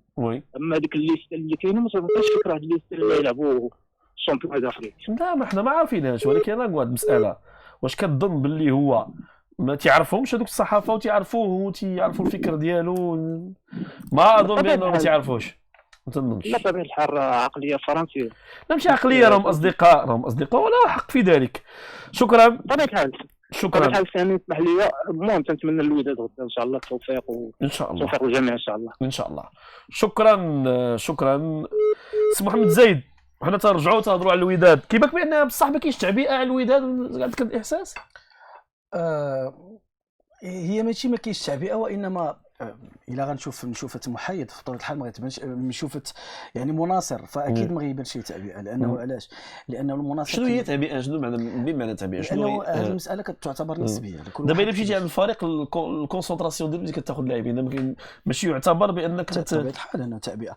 لا خديتيهم وبحال دابا نعطيك مثال، انا تعمدت نعيط على المدرب البارح، كلشي نعيط ليه اليوم. اذا اليوم بالنسبه لي المدرب تيفكر في الجميع الامكانيات المحتمله في هذه المقابله هذه امام ماميلودي. باش نكونوا واضحين، نعطي واحد التشبيه صغير، فبحال اللي عنده شي عرس فكيبغي كلشي يكون فرحان معاه، كلشي يكون معبأ معاه. الا غير واحد كتشوف واحد الحاجه ما عجباتكش انت كشخص كمنتمي، فبالطبع غتحس بان ما كاينش تعبئه. وهذه المساله هذه كتبقى نسبيه من مشجع لاخر ومن فئه لاخرى. فما كنظنش بانه بطبيعه الحال الانتماءات كتختلف، وما يمكنش انه شي واحد كينتمي لفرقه اخرى غتبغي ليه انه يبغي الفوز الفريق ديالك. ولكن بشكل عام فالتعبئه غير اللي داير الوداد فتكفي، وانها كفيله بان تدفع الفريق انه يحقق ان شاء الله فوز غدا، ويحقق ان شاء الله هذا اللقب. فكما قلنا في الاول ديال الحلقه، المساله ديال التقصير اما يكون متعمد او غير متعمد، الاخطاء وارده. فاذا كانت اخطاء متعمده فهذيك حاجه اخرى، ولكن اغلبها فغيكون غير متعمد. وكنظن ان كل واحد من الجانب ديالو كيحاول انه يدفع بممثل الوطن او ممثلي الوطن المضي قدما في هذا ولكن كاين واقع واحد هو الميدان. ما كاينش شي واقع زعما شي واحد اخر، ولا كاين واقع واحد هو الميدان، ما كاينش شي حاجه اخرى. لاعبي الوداد انا هضرت مع بزاف فيهم واعيين بالمسؤوليات، يهضروا معك لغه وحده، حنا تنعرفوا شنو كيتسنانا وشنو ما تيتسناناش الى غيره. في هذه المقابله هذه تيبقى الحضور الجماهيري بالرباط. يمكن انت عندك اصداء على اقتناء التذاكر، كنظن بان العمليه غادا مزيان. لا، هو اقتناء تذاكر بالنسبه كان فقط واحد الهفوه صغيره اليوم من ربما من اداره الوداد او من المسؤولين على وضع التذاكر في ملعب الرباط. فالجماهير اللي مشات اليوم ما لقاتش التذاكر في وقتها المحدد، لكن اعتقد ان غدا غيكون هذا المشكل ربما تحل، وانه الجماهير كلها غتقتني التذاكر. انا عندي انطباع اخر او لا اشكاليه اخرى وطرحت العديد من الصفحات الوداديه والجماهير الوداديه وتخص طريق السيار. حنا كنعرفوا ان اغلبيه المشجعين غيمشيو من الدار البيضاء وكيمشيو في واحد الوقت محدد، خاصه انه الاغلبيه غيخرج من العمل او شيء من هذا القبيل، فغيكون واحد الاكتظاظ كبير على محطه الاداء. فنتمنوا انه يكون واحد التسهيل ديال هذه النقطه هذه اللي ممكن الله يحفظ كتخلف لنا امور سلبيه اللي كتاثر على هذه الجماهير. ونتمنى ان كل شيء يمر بسلام باذن الله. ناخذ المكالمه. الو السلام عليكم. ديما في موضوع الوداد ديال سمحتوا ميلودي سان داونز. تفضل اخي. السلام عليكم. اسم المدينه؟ محمد امين تحياتي. شكرا. انا محب الفريق نهضه بركان، ما عرفتش واش مرحبا. نهضه بركان حتى هي الفريق لاعب تونس وبعد قليل غيكون عندنا نخليو ليها الوقت فين ينزل يخرج من المطار السي عادل السراج وغادي ناخذوه معنا بعد قليل ان شاء الله. تفضل. الحمد لله. ربما اخيرا قناه ولا اذاعه وطنيه ربما كتطرق شويه لنهضه بركان، لان ما استغربش ان يعني جمهور الوداد كيهضروا على ربما يعني ما كاينش تعبئه بالنسبه للمقابلات ما ميلودي. ما اظن يعني شنو غادي نقولوا حنايا جمهور بركان اللي كان هو الفريق. لا ولكن بلاتي انا بغيت نعرف، بغيت نسول شنو هي التعبئه، شنو هي دابا حيت الجمهور دار. انا شنو هي المقارنه داروا. اعطيك مثال، انا كمنبر يعني كبرنامج كنت حاضر فقط في الفينال ديال الكاف، ما حضرتش ليها، ما مشيتش ليها لان اولا الكونغو ما كانش عندنا كيفاش نديرو، ثم ما امكاني ما نقدرش نمشيو. الوحيده اللي جاتنا نقدروا نمشيو لها مثلا هي قطر، لان كانت سوبر كوب واول مره دارت شي مسابقه ديال هاد الكاس الممتازه الافريقيه باسيا ماشي بافريقيا. نعم. باش نكمل النقطه ديالي، انا ربما في الاسبوع في المقابله ديال نهضه بركان ولا صفاقس نهضه بركان تبعت يعني الصحافه الوطنيه والصحافه المغربيه والصحافه التونسيه. انا ناكد لك ان ربما الصحافه التونسيه ناقشت يعني الجانب التقني والتكتيكي لفريق نهضه بركان اكثر من الصحافه الوطنيه المغربيه، وانا هذا الشيء يعني بالتالي بالصوت والصوره يعني كتحل قنوات كيعرفوا اللاعبين، كيعرفوا التكتيك، كيعرفوا المدرب، كيتابعوا المقابلات. بينما الصحافه الوطنيه ربما عمري ما شفت انا اللي حد اللحظه شي واحد تاع الجواني يهضر معها الماتش. الجواني بقاش بيضوي ما يعني ما كاينش نقاش، يعني ربما فهمت ربما الصحافه يعني حتى المعلومات ولا ما كاينش واحد الشغف يعني. انا كنتفق بزاف مع صافي يعني ما كيناقشوا لا تشكيله ربما الاحتمالات الغيابات، يعني هذا الشيء حنا ما كنعرفوش. يعني ما عرفتش انا ربما الصحافه الوطنيه ولكن ما كنمشيوش فيها ان ربما كتنفتح حتى الفرق بركان ولا فرق اخرى اللي شوف انا قلت شنو دابا انا ملي يتصل بيا اتصلتي بيا انت بركان ما قلتش كلا حباس ما ندويش انا بركان. يعني ميمكنش يتصل بيا واحد يقول الله يخليك ندوي انا بركان نقولوا لا ما ندويش انا بركان مثلا. هذيك لا كندوك على الاتصال.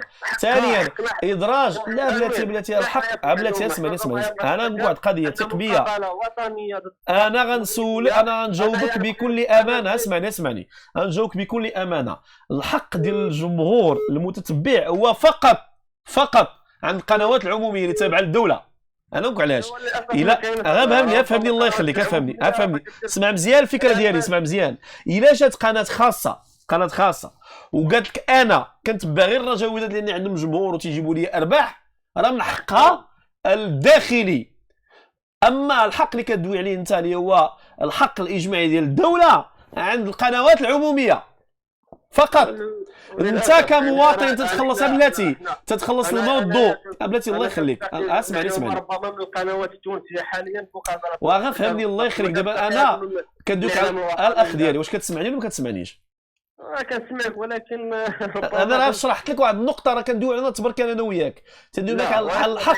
لا حق لاي منبر خاص في انه يدير الكوطه، تيدير اللي بغى، تيبقى انت واش بغيتي تتبعو ولا ما تتبعوش. غير فهمني الله يخليك، غير ولكن فهمني. اسمح لي، انا ملي كيقدم لي واحد السيد كيقول لي انا صحفي وطني رياضيه وطنيه، يعني كنتفتح على 16 فارق وكتجي تقول لي انا كنناقش غير فارق، ما نقولش الرجاوي وداد، لان حنا كلنا كنكونوا رجاويين وكنا كنكونوا وداديين وكنا كنكونوا طنجاويين ولا اكاديريين. فاش كتكون هذه الفرقه كتمثل البلد، ولكن فاش كتجي انت ما كتعطيش. انا يعني يوم امس السي محمد امين ربما ما عطيتش دقيقه من البركان. لا انا معك دابا، انا وياك دابا 7 دقائق دابا. بلاتي واش ندوي مع عادل سراج في المطار؟ بلاتي الله يخليك، واش ندوي معاه في الطياره؟ عادل سراج اللي حنا موعدنا يدوز معنا، راه يلاه هبط دابا في المطار محمد الخامس بالدار البيضاء باش غدا يمشيو الى تونس. قول لي واش مقلب ماشي مقلة الاداب، هو يلاه تيخرج بحوايجو من الطياره نهزو. قول له جاوبني الله يخليك، باش راه انا والسي زيد غنطرقوا الموضوع تقنيا وغندعموا كلامنا بالسي عادل سراج، لا اقل ولا اكثر. الاخ ديالي فقط. المهم هذا كيبقى راي السي محمد امين. لا معاك، انا بالعكس انا كنناقش معك رايك اخويا، وانت قلتي بكل احترام وادب واشكرك. بالعكس اخويا، بالعكس. شكرا ليلة سعيدة. غير واش تتفق معي بان القنوات الخاصة ما عندها دخل، بانه ما عندهاش الزامية الكوطة. القنوات بكل صراحة قناة خاصة ما يمكنش تجي تقول خصها تدوي على هذا، حيت مثلا وطنية قناة في العالم هادشي هذا، لكن القنوات العمومية لا. غير كاختار مع الإدارة فالتزام الآن من القناة، التزام تنقول لكم من قناة أوريزون تي في بأننا إن شاء الله سنكون حاضرين إذا كان الوداد طرف في نهائي عصبة الأبطال، وإن شاء الله نتمنى بأن يكون السوبر مغربي ونكون عندنا الحضور فيه إن شاء الله. هذا كاختار في النهائي. ما عندناش الإمكانيات باش نكونوا حاضرين في جميع المقابلات، واقع ما عندك، ما يمكنش انسان انه يتهرب منه. واذا كانت عندنا الامكانيات كتكون ملي كتكون قناه شامله كيكون عندنا بزاف ديال الاطور وبزاف الاشياء. نحيدوا هذه المساله هذه وندوزوا الى مسائل اخرى. ما عرفتش الصدر هذه منين جات. كاين صدر اللي كترجع معك السي زيد الموضوع ديالنا ديال الفريق الوداد الرياضي في هذه المباراه امام ماميلودي سان داونز. كنشوف بزاف ديال الوداديين تخلعوا مع هذا الماتش الاهلي. واش هذا تيعني هذا؟ واش حاليا انا تنقول بلي الوداد اقوى من الاهلي مثلا؟ طبعا انا شخصيا يعني ربما متبع شويه الكره العربيه. الاهلي منذ النهائي ديالو مع فريق الوداد الرياضي كانت نهايه تقريبا، ما نقولش نهايه جيل، وانما نهايه بعض اللاعبين اللي منهم عماد متعب، اللي منهم حتى تراجع مستوى حسام عاشور، حتى ان الفريق غير الجيل ديالو ب9 لاعبين تقريبا. كما قلنا في الحلقه وكنت حاضر معك هنا على الطريقه اللي انتدب بها بعض اللاعبين، وكان الهدف الاول ديالو هو يعني مسايره تركي آل الشيخ في الانتدابات اللي قام بها، وشفنا الدليل بانه الفريق يعني بلغه الكره ما وقفش على الصح. فحتى ان المدرب لاسارتي هذا المدرب الاوروغواياني اعتمد على مروان محسن وخلاه ازارو من بعد اصابه. يعني امور في فريق الاهلي كانت متذبذبه وكانت خطيره جدا، وحتى فريق الزمالك، لان خصنا نعرفوا بان الكره المصريه الان بين قوسين رغم انها كتعيش ازمه على مستوى الانديه فهي دائمه الحضور على المستوى الافريقي. ورغم هاد النتائج المتذبذبه ربما اللاعب ديالها بتهور خلاها تنهزم امام فريق سان داونز بخماسيه. اليوم الوداد يعتبر بلغه الارقام افضل فريق افريقي في هذه الاربعه. هذا الفريق الأربعة اللي في دوري أبطال إفريقيا الآن في نصف النهائي. علاش؟ هو الفريق الوحيد اللي في تأهل مستمر كمتصدر من خلال المشاركات ديالو الأربع سنوات الأخيرة، وفي نفس الوقت يواجه فريق الذي يعتبر على الورق أكثر فريق كيقدم كرة جميلة، فما انهزمش معاه. فالهزيمتين بجوج كانوا بصعوبه بالغه 1-0 و2-1. وفريق الوداد يتفوق على ماميلودي سان داونز بلغه الارقام في المواجهات المباشره. اذا ما خصش يكون الخوف اكثر من هو الترقب، ربما اكثر من هو الفوز ديال سان داونز بخماسيه. انا اعتقد بان الفوز ديال سان داونز بخماسيه يفيد الوداد على انه يتاهل بصعوبه امام الاهلي باش ياخذ الحيطه والحذر من هذا الفريق اكثر. ونتمنى تكون القراءات متعدده الهجوم ديال الفريق اللي تعتبر نقاط القوه ديالو. كان معنا بن زرتي البارح هضر على غياب ونجم اللي اكيد انه ما كاينش في هذه المقابله هذه. انت كقراءه الهجوم، لان احنا عارفين باللي الدفاع ما غيتغيرش، ما تنشوفش بان النقاش غيدخل في هذه المقابله بلاصه جبران. واش الهجوم سيركز على الهجوم اللي لعب الديربي في هذه المقابله الاخيره، يعني الطريقه باش تلعب الهجوم الوداد الرياضي الديربي بديع اوك مترجوها الحداد انا اعتقد غير أن يرجع التغيير الوحيد اللي غيكون في ممكن بلاصه بابا توندي اللي ما عطاش. هو التغيير الوحيد اللي غيكون هو اذا لعب بابا توندي كمهاجم، فغيكون اللاعب الحداد مكان بديعوك اذا كان الحداد جاهز. وكنعرفوا بانه البنزرتي كيحافظ على القراءات التكتيكيه والخطه التكتيكيه اللي كيلعب بها دائما في المباريات ديالو. اعتقد بان فريق الوداد قادر على انه خصوصا في بدايه المباراه انه يتقدم على سان داونز من خلال الدقائق الاولى، ولا سجل فريق الوداد ان شاء الله يسهل عليه المباراه، ونتمنوا ذلك ان شاء الله. سمعوا راي ديال محمد الناهري في هذه المقابله هذه، سمعوا راي ديال سي محمد الناهري.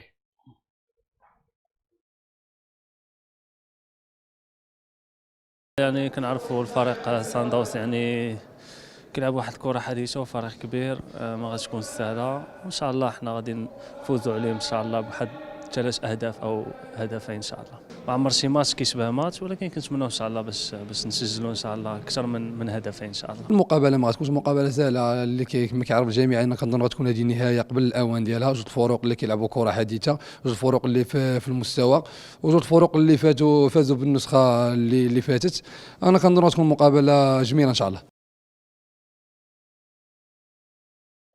سمعنا نصير والظاهري متفائلين بتسجيل الاهداف. البارح البنزرتي قال يا ودي بغا نسجل، ولكن انا اهم حاجه عندي هو نلعب بتوازن وما نستقبلش، لان يقدر الى ما تسجلش عليا بعد هدف نمشي تما ونعوض ونتقاتل على حقي، ولكن الا تسجل عليا غيتصعب عليا الامور ولو نسجل اهداف. تفضل. طبعا لانه فريق سان داونز كنعرفوا بانه في داخل الميدان ديالو، واللي كيتصر على انه يستقبل في الملعب اللي كنعرفوا انه عنده ملعب يستقبل فيه منافسات العصبه وملعب يستقبل فيه منافسات البطوله ديال جنوب افريقيا، كيكون قوي في ملعبه، فما بالك الى هو جاي ومسجل هدف خارج الديار. ربما الانتصار بهدف لصفر غيكون اكثر افاده من الانتصار مثلا ب2-1 او لا ما عرفت 3-1، ولكن نتمنى ان فريق الوداد يركز على انه يسجل وما يستقبلش اكثر من انه يسجل فقط. نمشيو ب0-0 وما نمشيوش وحنايا عندنا، وهذا هو اهم شيء في هذا النوع من المباريات. ناخذوا مكالمه. الو السلام عليكم. الو السلام عليكم. مرحبا، اسم المدينه؟ سي امين. كنحييك وكنحيي الضيف ديالك. مرحبا، شكرا سي زيد. بغيت ممكن نهضروا على الفئه السنيه؟ تفضل. اولا اليوم الاسم ديالك بعدا؟ رشدي من الدار البيضاء. اهلا سي رشدي. اولا الجامعه ديال الكونغو اعترفت اليوم بان تقصاو، دار واحد الكومونيكي قبيله. بالنسبه للمالي كاين واحد الخلطه في الاعلام تيقولوا بان منتخب مالي اللي غنواجهوه هو الفائز اللي يلعب ديمي فينال ديال كاس العالم في الشبان. لا ماشي نفس الفئه، هذوك 95 96. حنا كانوا فيهم كانوا مقيدين لهم بلاج بزاف، فيهم 97 و 98 باش تعرف. لا كان لاعب واحد 97 في كاس العالم كان كيلعب في لافال في فرنسا، اما اغلبيتهم 95 96. اما وليد 97 كانوا. الفكره بغيت توصل لنا سي رشدي شنو هي؟ بالنسبه للفئه السنيه اللي بغيت ندوي عليها، بان هناك يكون هناك بالنسبه لي كنشوف النظام ديال التصفيات ديال الفئات السنيه لا يناسب المنتخب المغربي ولا افريقيا عموما. هذا اللي كنطبقوا غير افريقيا. اغلبيه زعما القارات كيديروا نظام المجموعات. حنا كنديروا الي روتور، ما كتعطيكش الصوره على المستوى الفروق. مثلا حنا ندوي على الفرق اللي خسرنا. حنا خسرنا مع غينيا في الفيتيان، ماشي هادو اللي قبل، زعما الفيتيان اللي قبل، وما احتلوا المركز الثالث في كاس افريقيا ومشاو كاس العالم، وداروا 0-0 مع مالي اللي فاز هذه غينيا. وغينيا في الشبان اللي حنا كنا خسرنا مع غامبيا، وخسرت بصعوبه غامبيا مع غينيا، يعني كان مستوى متقارب بين غامبيا وغينيا. غينيا حتى هي احتلت المركز الثالث. يعني تنشوف ان خص جامعه انها كما كتوفر زعما الامكانيات الفروق انها تعمل على تحديد القوانين في الكاس، ان نكونوا بحال اوروبا بحال اسيا كلهم كيطبقوا نظام المجموعات. كتلعب 3 الفروق، كتلعب مع 3 الفروق كتجمع النقاط وكيدوز الاول ولا الثاني خاص تطور الامور انا معاك. لان هذاك النظام كيظلمنا. ولكن واخا دير هذا النظام الا كان لاعب كبر منك بعامين 3 سنين في الفئه السنيه الصغرى صعيب. اذا هادو قوانين كنهضروا على نظام التصفيات ويكون عنده نظام قوانين ديال اللي زعما اي فريق يكون فيه. ما يمكنش يكون التزوير كيدوز بهذه البساطه، راه التزوير راه جنحه كيدوز بهذه البساطه هذه عادي، راه الدنيا هانيه، راه حيت عندهم ما كيتقيدوش ملي كيتزادوا يا اخي. ما يمكنش تكون الامور هذه. ما راه كره القدم فيها كيتشارج، يعني فهاد بصر التحملات كيخص يحترموا اي اتحاد داخل منضوي تحت لواء الاتحاد الافريقي لكره القدم وبس. والدليل ان المنتخبات الافريقيه كتحقق في كاس العالم نتائج يعني ممتازه، ولكن ملي كتكبر ما كتبقاش تبان الفارق، يعني كيكون واحد باين ان كاين هناك غش. شكرا تبارك الله. بغيت نسول على الضيف ديالك كما قال بان قبيله قال بان هناك زعما ما خصش يكون واخا يكون هناك غش، ما خصش يكون زعما نكونوا حنا ممتازين، ولكن راه مثلا في اوروبا راه بين شهر وشهر كيكون فرق. بيان سور كتحسب بسي موا، كيكون شهر وشهر كيكون فرق. بين يعني حنا ماشي ما عندناش من واحد ل 6 ماشي هو من 6 ل 12 فلاش ديال عرفتي في اوروبا بين 15 و 17 في المنتخبات كيديروا جوج منتخبات، كيديروا منتخب اليت ومنتخب ديال الفيتور. دايور هادشي اللي هو حل فيه دابا الاتحاد الافريقي ملي ولات يو 17 يو 18 يو 19 يو 20 راه ولا واحد الاتحاد الافريقي، ويمكن هو ما عارفش ليها، ما عارفش كيفاش يخرج راسو من هذه القضيه هذه. شكرا وشكرا كنحييكم ومسي سعيد. نعم هذا التزوير هو جنحه وليست جنايه فقط باش نصرف. غير التوضيح واحد بسيط انه ماشي مبرر على كما تكلمنا بانه لا نعلق شماعه الفشل على التزوير السني. هذا هو اللي قصدت، لا نعلق شماعه الفشل على التزوير السني، وان اللاعب اذا كان موهوب بغض النظر على السن ديالو. انت كدوي على اللاعب، انت باش تفهم. كنتكلم على اللاعب الا كانوا الاختيارات فاشله فراه واخا يكونوا نفس السن فالاختيارات فاشله، ولكن الاختيارات مزيانه فكنت متاكد اننا كنا غنمروا الكونغو واخا كاين التزوير. نبقاو في الوداد، مازال ما عطيتينيش واش حيت الباح انا فهمت. بنزرتي قال لي يا ودي انا بالنسبه لي مترجي سي لو بروفيل ايديال ديال لافون سونتر، هو لم يكون جبور يعني ما دارش لي حتى الاشاره ما دارهاش فوزي البنزرتي. دونك بالنسبه له خارج فوزي البنزرتي. لا هو منطقي انه البنزرتي كنعرفوا، انت راه امين عارف المسائل مزيانه تقنيا، انه البنزرتي عنده واحد القراءه، عنده واحد سيل جو خاص به، جبور لا يناسبه، حتى جبور بالنسبه ليه ما عاونش راسو باش يدخل في المنظومه التكتيكيه ديال البنزرتي اللي حنا كنعرفوا بانه كيبغي تسعود فيكس، كيبغي المتحول، وانت كيبغي يلعب يقدر يشد الكره ويجي من الخلف ويتم غادي بها. هو 9 ونص اكثر ما يكون 9 بلغه الكره. فداك الشيء ربما ربما انا اعتقد انه تفضيله المترجي يقدر يفضلوا حتى على بابا توندي، لكن دابا بما انه عنده مشكل ديال غياب اناجم، فإلا ما كانش اشراك الحداد وكرسمي المترجي كمهاجم فغيكون اشراك بابا توندي والمترجي كجناح وايضا الحداد. بالنسبه يا صلاح ولا سميت كيك هذا البرنامج ماشي راجل ودادي، لانه ملي كتكون عندنا الحسنيه راه شحال من مره داز معايا انا السي يتعلى سميت 4 المرات وداز معايا كاموندي، وداز معايا عبد الرحمن الحواصلي، وداز معايا حبيب سيدي. كنت كتسول الحسنيه، الا كنت كتسول على تبركان غير سراج داز معايا شي 7 المرات وقفت خير، والسي باشي المدران الى غيره. تكلمت شكون الفرقه اخرى، اسفي داز معايا الرئيس، نائب الرئيس، الناطق الرسمي، المدربين لا امين بن هاشم ولا هشام الدميراد، هو اللي دربوا اسفي مؤخرا كيفاش دربهم لا اقل ولا اكثر، حتى نمشيو مع الحدث. ما يمكنش دابا اسفي ما خلقاش الحدث ونقولوا اجي نتكلموا على الاولمبيك اسفي. اما باتريس كاتاوا اللي ربح البارح هو الجماهير رجاويه تتساءل على تجديد العقد ديالو، ما يمكنش ما نستغلوش هذا الحدث. ثم الوداد البارح داز معنا المدرب لا اقل ولا اكثر. ناخذ مكالمه. الو السلام عليكم. السلام عليكم. مرحبا، اسم المدينه؟ خويا معك يونس من مدينه الدار البيضاء. انا سي يونس. اول شيء تحيه لك سي امين وتحيه للسي زيد. سي محمد زيد. سي محمد زيد. تفضل. ثاني شيء انا بغيت نتكلم غير على المباراه ديال غدا ديال الوداد. انا لا اتفق مع عامه الجماهير وديك الهضره ديال خاصنا نربحوا بخمسه، خاصنا نربحوا ما كاينش، خاصنا ما نستقبلوش اهداف.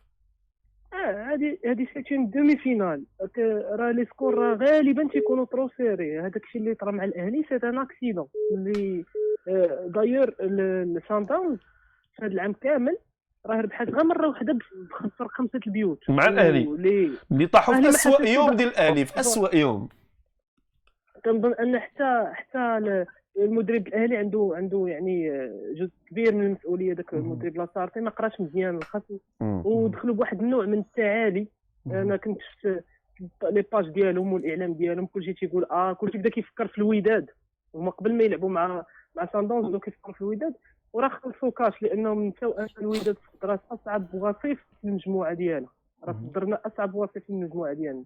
كنظن ان غدا ان شاء الله الى غير ربحنا فهو شيء جيد، ولا ما استقبلناش غيكون شيء جدا رائع. لان الوداد مع ساندونز غالبا لي سكور ما تيكونوش كثار، ولا ما تسجلش علينا هنا فعندي واحد بحال سيت كوانسيدونس ولا ستاتيستيك. بنزرتي كمدرب دائما ما سجل في بريتوريا، ماركا عليهم 2 مع الترجي وماركا 2 مرات هدف مع الوداد، يعني ان حتى ديك 1-0 زعما بوتونسيالمون مع ليستوريك ديال النتائج ديال بنزرتي فقادرين اننا نسجلوا. ثاني حاجه يعني الروتور غيكون صعيب، ولكن يعني الى فيزابل لان جنوب افريقيا الجو ديالها معتدل، والوداد تعتمد في اللاعب ديالها على ذاك السخاء البدني. كنظن ان لا مستوى الرطوبه ولا مستوى الحراره وما كاينش واحد العلو كبير على سطح البحر، فممكن اننا نقدموا غير ديك 80% ولا 75% من ذاك المردود البدني اللي كتقدم الوداد في المغرب. فكنظن اننا قادرين اننا نحطوا في دي سيتوياسيون تري ديفيسيل. وزيد على هذا اكبر عامل كيجيني هو اننا ما غيكونش عامل المفاجاه، ما كاينش شي حاجه اللي ما عارفيناش عليهم وما كاينش شي حاجه اللي ما عارفيناش علينا، يعني ما يوقعش لنا بحال الاهلي ديك 5-0 ولا 6-0. لا تناقش، هذه ما كايناش، هذه ما كاينه. واهم شيء عند الوداد هو خبره المباراه ديال بريتوريا اللي فاتت. يعني فاش دخلنا بواحد الشيما تاكتيك معين، يعني كنا قاب قوسين او ادنى من اننا نخرجوا بنفس النتيجه ديال الاهلي. يعني كنظن ان البنزرتي حتى البوادر والاشارات اللي بدا كيعطي البنزرتي فهو فاهم الدرس جيدا وعرف ان ماشي اي مقابله خاصك تطلع البلوك يوقف في خط 40 متر. لا هو كان واضح البارح، قال لي بالحرف انا اهم شيء عندي ما يتسجلش عليا هدف، ما يمكنش يلقب الهدف. هو كمدرسه تونسيه يعني هو خرج على غير العاده ديال المدرسه التونسيه، ولكن كنظن انه غيستعير العقليه التونسيه الدومي فينال الفينال، لانه تتحس عند الرجل واحد الشغف وواحد الشوق كبير لهاد لا تشامبيونز ليغ، وحتى عنده اون سورت دو ريفونش بارابور لذاك ليستوريك يعني الماضي القريب اللي عاش. شكرا سي يونس، شكرا خويا امين وليلى. كما وعدناكم السي محمد زيد معنا على الخط مباشره السي عادل سراج المدرب المساعد لسي منير جعوب مدرب فريق نهضة بركان. انا السي عادل. مرحبا خويا امين ومرحبا بالجمهور الرياضي. على سلامتك. كذا بزاف جماهير بركان ضغطوا علينا، قلت لهم ودي ما يمكنش ناخذ عادل في الطياره، راه عادل يلاه هبطوا من بركان من وجده، مطار وجده الى مطار الدار البيضاء باش يرتاحوا، غدا يمشيو ان شاء الله في رحله، ويعلم الله ان بركان كتعرف ترحل في افريقيا السي عادل. والحمد لله دابا حنا اللي كتكون ان شاء الله الامور في الماليه هذه حنا تنقولوا راه يعني كنمشيو نعرفوا نسافروا. ما هي دابا الفرق اللي كاين هو راه ماشي يعني سي دومي فينال، سي دومي فينال ديال لاكاف، سي الفرقه اللي كتعرف اللي مزيان توصلوا لهاد لي تور فوا ديزون كنقولوا دومي فينال. يعني كتكون كيكون ان كرو مورسو، كتكون بزاف دي بتي ديتاي، كيكونوا مسائل اخرى. نتمنوا ان شاء الله نبقاو محافظين على هذيك القاعده، نعرفوا نسافروا باش ان شاء الله نديروا دي ريزولتا. مي اللي بغيت نقول للجمهور البركاني راه ماشي دومي فينال راه غادي نجيبوا لا كاليفيكاسيون من برا. بحال هاد لي ماتش هادو تسجلوا اليكستيريور ادوميسيل. لعبتي بزاف منهم السي عادل وكتعرفهم، متفقين تعرفوا يسافروا، ولكن كما قال عادل السي محمد زيد راه الناس لعبه الي روتور. خصوصا الفريق ديال صفاقس التونسي ماشي فريق سهل على ارضيه الميدان ديالو. صحيح انه عنده ذكريات سيئه مع الفرق المغربيه في الطيب المهيري، ولكن المباراه غتكون صعبه بزاف على النهضه البركاني. واكيد ان المدرب الجعواني عارف هذه المساله، وعارف انه لعب مع فريق اللي ربما يتشابه حتى تكتيكيا مع فريق نهضه بركان، انه هو كيلعب كما قال السي عادل على التفاصيل الصغيره. تفضل سي عادل. وي ما سمعتش مزيان خويا عامر. ياك انت فريق صفاقس تيشبه لكم شويه في اللعب، تيلعب على التفاصيل الصغيره، وتا هو ما غاديش يكون متفاجئ بالطريقه ديال اللعب ديال فريق نادي تبركان. تفضل. ومتفق معك، غير هو لا ديفيرونس هما عندهم ليكسبيريونس علينا. شي ليكيب اللي كتلعب بحال لي كرون ماتش تعرف كيفاش تحسن فيهم. حنا دابا كنقولوا حنا اون ايكيب اللي عندنا ليكسبيريونس، لا طونسيون ما عندناش ليكسبيريونس ديال دومي فينال ولا فينال. ما تقولش لك حنا راه هادو هما اللي هذا هو الليميت ديالنا. حنا ان شاء الله وفالي جوسكو بو ان شاء الله بور كونسا، لان حنا دابا ثقين في المويان ديالنا، عندنا بون جروب وغنلعبوا لو تو بور لو تو. نعم لو تو بور لو تو غنلعبوا. هي لا ديفيرونس كيبقى ان ليكيب اللي اكسبيريمونتي كيلعبوا بحال لي كرون ماتش كيعرفوا كيفاش يحسبوا فيه. نعم مهم هذه المساله. انت لعبتي هذا النوع من المباريات، مهم ملي تكون عندك لاعبين عندك كيعرف يحسم هذه المباريات السي عادي. وي خويا امين، واش مهم جدا يكون عندك نوعيه ديال اللاعبين اللي كيحسموا هذه المباريات، لان انت لعبتي هذا النوع من المباريات كتعرف القيمه ديالهم. لا بيان سير لان ملي كنقول لك لي بتي ديتاي سي لي بتي ديتاي. بار اكزومبل كيكون ان ماتش بحال هكا، كيكون ان ماتش كتكون سي فري راه انا حسمت فيه، كتكون واحد كتكون ان سيرتان دي كونسونطراسيون، كتكون ان غولاسيون تما فين كيبان لو جور لي اكسبيريمونتي ولا عندي ماتش بحال هكا كيبقى مركز معاك يعني من الديبي حتى لافير. يقدر سير البالاريتي، يقدر سير يعني ما درتيش لي بون كوفيرتير دي شوف دي بتي ديتاي اللي تيوقعوا في لي ماتش.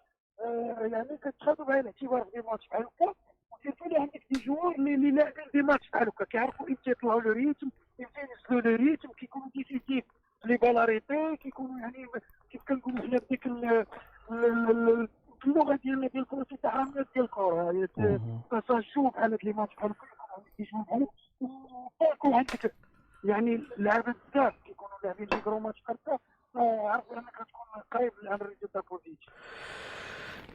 سي عادل سراج، استرجعتوا اغلبيه اللاعبين المصابين لان وليت مخلوع على كثره الاصابات داخل فريق نادي تبركان. جوسكا ماتنا ما ريكيبيرينا حتى وكان جوغ سيرتو محمد عامري عسامة البنركي ولا تراوري ما ريكيبيرينا حتى جوار. مي لو غاست راه كونسيون بلا ريسبونسابيلتي اللي عليه. حنا سي ان جروب ونورمالمون سي ان جوار اللي عنده ان كونطرا مع الكلوب خصو يكون بريزون وسي بينيفيك حتى لو جوار. يعني ما كاينش لوكازيون بو بروفيتي كنقولوا حنا هذاك لو مايو هذاك راه خصك تاخذو. علاش هذه لوكازيون حنا كنا كنلعبوا يعني لي بوك ديالنا كتشوف هاد لوكازيون بحال هكا. الجوار اللي كيكون تيتولار كتعطيك لوكازيون صافي راه كيف كنقولوا حنا كتبقى تهب لي تريس ديالو. عندنا ان جروب مالوغوزمون بغينا هذوك الجوار كيكونوا. علاش باش كتعرف ملي كيكون الجوار كيدير كيدخل بهذاك الاستراتيجي كيعرفنا كيفاش كنلعبوا، كيكون هذيك لا كوليزيون كتمارش بيان ما بين الجوار كيعرف هذا فين كيبغى واش كيبغى فراسو كيبغى في لاكور كيبغى في ولكن كاين بعض اللاعبين المهمين السي عادل. ما كاينش الانسان، انا فهمت خصك تموتيفي اللعابه ديالك، جميع اللاعبين مهمين، ولكن بحال دابا اللاعبين هما مؤثرين. عزيز مؤثر، تراوري مؤثر ولاعبين مؤثرين، عبد الصمد مؤثر ولاعبين مؤثرين. يعني هادو هما لي ديتاي، لان عزيز في لي بالاريتي ديالو ولا لي سونتر تيكون ممتاز، تراوري في لي تير ديالو، عبد الصمد في لي باس ديالو. هادو اللعابه اللي تنتميو لهذا الكلام اللي قلتي ديال لي ديتاي والجزئيات. ولكن يا خويا امين حنايا دابا حنا دابا هاد اللحظه اللي تنهضروا فيها راهي سون طون راهي نون با اوبيراسيونيل. دونك واش غنديروا نلعبوا اكزاكتومون. لك حنا راه الناس الاخرين راه خصهم يكونوا بريزون ويكونوا حتى هما يعني تجيهم لوكازيون خصهم حتى هما يبروفيتيو. ما عندناش هاد اللعابه ما كاينينش. دونك حنا هي سي دي جوار اللي كيبقى انت راه فيه ديتيرمينون كيديروا ما كاينينش دونك خصنا نمشيو للبلونتي. هذوك اللاعبين الخويا تما ندخلوهم معانا حيت هما اللي كاينين، هما اللي غادي يلعبوا. بغينا ولا كرهنا هما اللي يلعبوا. دونك خصنا نعطيهم لا كونفيونس توتال نعرفوا. وحنايا سيرتو حتى مع سي جواني وداك الشيء كنخدموا جروب، كنديروا حتى لي سيونس فيزيوناج وداك الشيء تيكون لو جروب كله كنعرفوا كيفاش كنلعبوا. نعم عارفين لا مانيير ماشي حنا كنمشيو عشاك ما كنمشيو جوار ولا كل جروب بارفوا كيدخل الكونسنتراسيون كيكون كاع لو جروب. دابا هذا الشيء هو اللي غادي يكون بينيفيك بالنسبه لنا. ما انا كنت كنعاودها هاد لا كاليفيكاسيون راه كتلعب عليك راه لي تيميزم هذا راه تقدر كتلقى مشاكل دوميسيل. نعم. راه سي ليكيب اللي كنقول لك انا كسبيرمونتي عارفه شنو باغا وعارفه بانه هاد لا كاليفيكاسيون كتلعب الي وروتور. شنو هي ابرز المعلومات اللي عندكم على هذا الفريق هذا؟ سي اون ايكيب كومباتيف انا كنعرفوهم سي لي تونيزيان سيرتو هاد ليكيب سي لو جو تيت ديال لي بالاريتي سون تري دونجورو ما كايناش كنعرفوا لي تونيزيان لي بالون اللي كيكونوا او سول وكنقولوا كيف كنقولوا حنا سي سون اتاك بلاسي ونمشيو بها او سول ونمشيو سي ماشي هذا لو جون ديال هاد لي جوار مي ils sont très forts في لي بالاريتي وكتعرف ان دي ماتش راه كيتحسموا سيرتو هادو دي دومي فينال فينال كيتحسموا سيغ دي بالاريتي دونك خصنا نكونوا فيجيلون اوفونسيف وديفونسيف وسيرتو راه لو ديال خصنا نربحوا اي لو بريمي بالون اي دوزيام بالون ملي يتحط ونمشيو وان شاء الله باذن الله كيف نبقاو غاديين في هذيك القاعده اللي تيقول حكا بركان كتعرف تسافر كتعرف تجيب لي ريزولطا من على برا غير هي راه عاود كنأكدها راه سي با لي بروميي تور سي با لي جروب سي دومي فينال راه كتعرف تسافر بركان مي الحمد لله نتمناو حنا نبقاو غاديين على هذه القاعده ان شاء الله وهذا الشيء اقل ما نبغيو لكم وتكون نتيجه مهمه اللي تساعدكم في لقاء العوده. شكرا السي عادل. شكرا سمعنا عادل. كاين تفاؤل تاع الوداد جوج ممتي كره قدم وطنيه كاين بجوج ممتي يركزوا على ان هذه لقاء ذهاب واياب اللي خص يفهمها الجمهور السي سيد. طبعا لانه هذا ماشي لقاء مجموعه ماشي لقاء الفراجه ماشي لقاء ديال هذا الشيء هذا هذه المسائل صعيب نشوفوها في هذا النوع المباريات السهل. طبعا لانه المباراه الاولى كتكون مفتاح المباراه الثانيه. الا ضيعتي بحال اللي طرا الاهلي الا ضيعتي المباراه الاولى ولا مشات المباراه الاولى ما كتولي لاعب المباراه الثانيه من اجل معجزه وتحقيق شي حاجه اللي كتكون كبيره. من خلال الكلام ديال السي عادل كيبان لي انه كاين ما غنقولش تخوف وانما ترقب واحد الحذر كبير. وانا كنظن بان ما عرفتش علاش فريق النهضه البركانيه اولا المسؤولين ديالو ما عرفتش السي عادل كيعاود يسمعنا انا ما يحاولوا ما يديروش على كتافهم ثقل اكثر من هذا لانه بالنسبه لهم كاين واحد ثقل وكاين ربما ضغوطات من جهات اخرى لتحقيق اللقب انه بغينا يفوتوا الدومي فينال لانه فرصه ربما كتبان لهم ماشي سهله التعوض مره اخرى ولكن راه في حد ذاته الوصول الى نصف النهائي ما غنقولوش انجاز انما خصهم يلعبوا ويخليوا الضغط على فريق صفاقس التونسي اللي هو اللي خصو يوصل للنهائي بحكم انه عنده القاب سابقه في كاس الاتحاد الافريقي. وانا كنذكر بانه حتى فريق الفتح فاش انتصر على صفاقس في النهائي ديال كاس الاتحاد الافريقي كان لعب بسنوات قليله الباقي الجيل اللي لعب النهائي مع فريق الاهلي المصري في عز الاهلي المصري. وكنعرفوا بانه حتى في التعادل اللي كان مع الوداد في كاس العرب كان باقي بداك الجيل اللي لعب يعني ربما من افضل الاجيال الكرويه ديال فريق صفاقس التونسي والفريق المغربي حققت نتائج طيبه في الملاعب التونسيه. اذا الفريق النهضه البركانيه ما يلعب ربما براحه اكثر بتركيز اكبر ويعرف بان راه كما قلتي ربما واعي بها مزيان بان المباراه راه تقسم على اثنين وان الوداد خصو يعرف هادشي. الوداد ربما التجربه بانه لعب دابا لاعب منافسات ديال العصفه في هاد 4 سنين ربما التخوف اللي قال دابا عادل انه راه صفاقس لاعبه وحنا لا فلا ربما ما تكونش هاد الفكره اكثر انه لعبوا معهم بالطريقه اللي كتلعب بركان لانه فعلا فريق النهضه البركانيه بغض النظر رغم هذيك القوله ونتفق مع نسبيا انه الوجه ديال بركان في البطوله ماشي هو الوجه ديال في كاس الاتحاد او كاس الكونفدراليه الافريقيه نحافظوا عليه حتى لو كانت المقوله صحيحه نحافظوا عليه ويتقاتلوا لاخر رمق وباذن الله انه يكون التاهل الحالي في الفريق النهضه. لان بركان الجمهور عنده دور لانه كنشوف مباريات في البطوله كيكون صفر حضور 600 500 هذا ما يمكنش فرقه كتكبر وبغيتوا تجيب لعابه وتجيب لكم يعاود الكعبي وكون جوبشا سيروا جيبوا لنا لعاب ب 500 و600 ما يمكنش يجيبوا لكم لعاب ب 700 باش ما يتفرج فيه حتى واحد. ماكوسو اللي كان باغي اغلب لا باش تسمع غير انه عقد مع ماكوسو لاعب بحال ماكوسو غيجي ولا ربما اسال لاعب ديال العديد من الانديه وان الفريق باغي يطمح انه يكبر فعلا اقاريا فخاص الجمهور ديالو الا كان الاخ المتصل قبل قليل كيتكلم على التعبئه الاعلاميه فخص اولا التعبئه ديال الجماهير باش نشوفوا التعبئه الاعلاميه فين هو دور الجمهور. الا الجمهور الوداد والرجاء طلبوا اللعابه تيجيو يحضروا راه الناس راه كيضربوا مسافات كيلومترات باش يحضر فإلا غتشوف 60 ولا 70 كيحضروا المباراه علاش حيت غير في الدوري المغربي والاكثر من هذا انا حتى الاداره ديال نهضه بركان كنشوفوا انك تهبط كدير 10 دراهم غير باش يدخل الجمهور ف يوعاو نتمنى انه الخطاب ديال فريق النهضه البركانيه يكون موجه للجماهير المغربيه باش تكون المسانده ديال هذا الفريق ان شاء الله. ناخذ مكالمه عطيني الميكرو الثاني السي محمد الا سمحتي. الو السلام عليكم. السلام عليكم. مرحبا الاسم والمدينه. عبدو مدينة الدار البيضاء. اهلا بك سي امين. شكرا. تحية لك وتحية للسي زيد اللي معك في الاستوديو. شكرا. اولا اخويا نتكلم على المنتخب الوطني الاولمبي والقرار اللي خرج به الاتحاد الافريقي ابتدائيا، حكم ابتدائي. حكم ابتدائي. فهذا الخبر يعني فرحنا صراحه عوده المنتخب الاولمبي للمنافسه، ولكن ما نساوش على اننا اذا ربحنا بالقلم فاحنا خسرنا القدم اخويا امين. لهذا فيجب يعني الاستفاده من الاخطاء الماضيه والتركيز لان عندنا مقابله اخرى المنتخب المالي، يعني حتى هو منتخب ماشي سهل، منتخب اللي كنعرفوا المدارس اللي كاينه في مالي والناس اللي كتشتغل.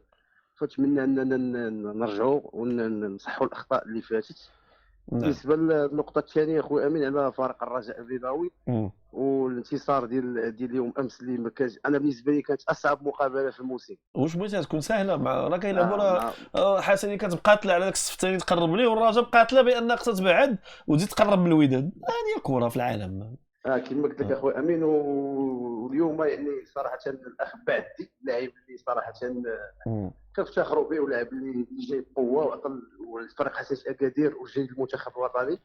فاليوم قدم واحد الاعتذار لايوب نناح يعني على خلف، يعني كنعرفوا اخويا امين يعني الجمهور ما يكثرش من هذا، يعني كنعرفوا الدم سخون. اعتذر وانتهى النقاش، اعتذر وانتهى النقاش. يعني حتى الحسنيه البارح يعني برافو لهم اخويا امين، قدموا واحد المستوى كبير صراحه، وكانت واحد المقابله في المستوى كما قلت لك. الان حتى المدرب ديال فريق الرجاء فيعني بين على المستوى ديالو، يعني جا من بعد كان واحد التشتت في الفريق، تفر بالسكر. الان غادي يعني حتى هو مع المكتب يعني ناوي باش انه يلعب عصبه الابطال الموسم المقبل. شريطه تكون واحد الانتدابات في المستوى الموسم المقبل باش الرجاء ترجع للمكان الطبيعي ديالها وعصبه الابطال الافريقيه اخويا امين. وباش ما ننساش اخويا امين عندي واحد التحيه، والاصدقاء كيشكروا البرنامج ديالك من الولايات المتحده الامريكيه. شكرا. اللي كيجاوني برامج وممكن نقدم لهم تحيه اخويا امين. مرحبا. الاخ سيمو فانيدي والاخ نبيل حمدي اللي في مدينه بوسطن الامريكيه ودائما كيشاهدوا البرنامج ديالك. شكرا امين. شكرا اليك. شكرا ليله سعيده، تبارك الله عليك. رقم 069 52 82. ندخلوا لعبه التوقعات، التوقع ولا التصور ديال السيناريو. زايد الوداد ماميلودي صالون اللي هو الماتش اللي عندنا غدا مع 8 ان شاء الله، واللي غنجيو ان شاء الله من بعد المقابله في برنامجكم تكتيك. تفضل سي محمد زايد. توقع بالمنطق ولا بالعاطفه؟ لا المنطق. العاطفه غتمنى، حنا كنا كنتمناو. التوقع بالمنطق السيناريو محتمل للمقابله. انا الوداد غيضغط من البدايه ديال المباراه، نفس المباراه اللي كانت في دوري المجموعات، يحاول يخطف هدف. نتمنوا انه يكون الحظ بجانبه ويبلور او لا يترجم شي محاوله لهدف. الا تسجل الهدف غيكون واحد الامر جميل جدا. بقى الوداد كيضغط وما سجلش الهدف، ضروري غيدخل. ما نقولوش غيدخل شويه الشك. يعطوني الاخوان تما التوقع ديالهم بالنتيجه اللي توقعوا صحيح غدا نقولها، فاعطوني في الصفحه وغدا نرجع ليه ونقلبها. يعطوني التوقع بالنتيجه. تفضل السي زيد. فكما قلت لك بانه غيكون الى بقى بزاف ديال الضغط وما تسجلش الهدف يقدر انه كنعرفوا صن داونز في المرتدات ديالو صعيب. نتمنوا ان المرتدات ديالو يكون فاشل فيهم، وكل ما سجل الوداد بكري خصوصا في الشوط الاول، كل ما سجل بكري كل ما تسهل عليه المباراه اكثر، لانه غير ديك الساعه يكون متحكم في الاداء ديال صن داونز وفي الطريقه ديال اللعب ديال صن داونز، يخليه يخرج شويه وديك الساعه نقدروا نشوفوا هدف ثاني لما لا. ناخذ مكالمه. الو السلام عليكم. الو الو الو اسم المدينه؟ معك امين من كازا. اهلا سي امين. كي داير اخويا امين؟ مرحبا. الله يطول عمرك. تفضل. بغيت اخويا نهضر على مقابله الوداد. بعدا تقنيا نتمنى المقابله الوداد ما تغرهاش النتيجه ديال ماشي ما تغرهاش عفوا، ما ياخذوش النتيجه ديال 5-0 للاهلي وصن داونز كريفيرونس. يعني تقدر 39 مره تقدر الاهلي وصن داونز ما تربحش خمسه، لان الاهلي حلات الاسباس ولعبات بواحد الطريقه باش خلات صن داونز تربحها. نعم. دابا الوداد غدا نتمنى ما تكونش عندهم ديك الفكره انهم باغيين يربحوا باكبر عدد من الاهداف. الوداد 1-0 تقدر تكون مزيان، وي يلعبوا اهم حاجه ما يستقبلوش اهداف. اكزاكتومون. وما يمشيوش بضاغطين كيما يضغطوا مع حريه كونغري، لان كاين فرق. لان هاد اللعابه ديال صن داونز الا حليتي لهم السباس غير ماشي هما ساليتي حليتي لهم السباس ساليتي صافي ساليتي غيضربوا لك بيسان. هذا غيمشيو ليه حتى هما كيعرفوا يدافعوا، عندهم دوك المدافعين لونغيرمان وداك الاخر مع سميتو كيدافعوا مزيان. ونتمنى طريق السلامه بعد الجمهور ديال الوداد، ونتمنى الناس ديال البياج يحلوا لنا البياج باسكو ديما ديك الماتش ديال اللي قبل من الحوريه كانوا واحد المشكل ديما البياج كيكونوا مخنوقين بزاف. نتمنوا يحلوا لنا غدا تكون شويه لا سوبليس، غدا تكون شويه لا سوبليس فوالا يكون شويه لا سوبليس، حيت راه غيتلاقاو مع ناس اللي غادي جايين من الخدمه وناس هادي راه الناس ما غاديش تكون الامور بهذه السهوله هذه. فوالا وبالنسبه لنا داكشي ديال الموضوع ديال الاهتمام الاعلامي بمقابله ديال صندوق الوداد، نتمنى الجماهير الوداديه ما تبقاش دير في راسها هادشي انه لا ما يهموش بينا. اصلا احنا الوداد عندها امور كتمشي كتشجع، ما سوقنا حنا حتى شي واحد، ما عندناش صفحه الكترونيه ولا هذا باش انها تشجعنا ولا هذا، ما سوقنا حنا حتى واحد. انا كنشجعوا الوداد، اللي بغى يشجع الوداد مرحبا. راه اصلا الوداد كتمثل المغرب، كنظن انا مفروغ من راه فاش ما تناقش راسها كانت لعبت في البيركو راه شجعنا. ولينا فكره من غير هذه راه يمشي يدير يتفرج في رشيد شاو ولا شي لعيبه اخرى. حتى رشيد شاو يقدر يتفرج فيه، بالعكس هو برنامج عنده لي فان ديالو، حتى هو عنده المحبين ديالو. لا باش شكرا ليلة سعيدة، تبارك الله عليك. شكرا. نعم باش كل واحد يعطيو حقه. حتى سي رشيد عنده المحبين ديالو، عنده لي فان ديالو، عنده البرنامج ديالو كيدير عليه مجهود. ايوا كيدير مجهود. انا على التوقعات ما تنعرفهاش بزاف، انا اللي تنتمنى ان الوداد يتسجل لها هدف. هذا هو اللي تنتمنى، ما يكونش هدف على الوداد الرياضي ان شاء الله غدا. وان شاء الله غدا نتلاقاو معكم بعد الماتش مباشره ان شاء الله، وتكون نتيجه مزيانه الوداد اللي تخليه ان شاء الله يمشي للقاء العوده وهو عنده حظوظ في يديه وتدافع عليها. او لا سي محمد زايد؟ طبعا، لانه خصوصا ان البنزرتي ربما في مباراتين او 3 مباريات شفنا غير شويه من الاستراتيجيه ولا من الطريقه ديال اللعب ديالو، خاصه في مباراه حوريه كوناكري، مباراه الذهاب. فاكيد الى فريق الوداد غدا ان شاء الله ضمن الانتصار حتى وبهدف لا صفر، ونتمنوا انه ما يتسجلش عليه، فاكيد انه غيلعب بحظوظ اكبر في مباراه العوده، خاصه انه البنزرتي يعرف في غالبيه او اغلبيه المباريات كانه كيفاش يسجل برا. ونتمنوا انه الحظ والتوفيق يكون في جانب فريق الوداد الرياضي ان شاء الله. سي زيد شكرا جزيلا. العفو. ونعتذر على الوقت اللي خديناه لك. منكم العائله ديالك. شكرا لكم نتوما اللي كنتوا معنا اليوم. كنذكر غدا ان شاء الله بعد المقابله يعني مع 10 ان شاء الله، ويكون انتصار مهم لفريق الوداد الرياضي. شكرا سي محمد الواحد. كنذكركم بانه جاني الان هذا تاكيد من الاداره، الجروب ديالنا اوريزون بريس لي انسبيراسيون ايكو لي زيكو، بانه ان شاء الله سنكون حاضرين في نهائي عصبه الابطال افريقيا. اذا كان الطرف هو الوداد، يمكنش نحضر ان شاء الله الطرف يكون هو الوداد الرياضي. واذا ما كان نهائي سوبر مغربي اينما كان غنكونوا حاضرين ان شاء الله. حين الله نكونوا حاضرين انذاك. شكرا لكم، الى سعيده، الى اللقاء.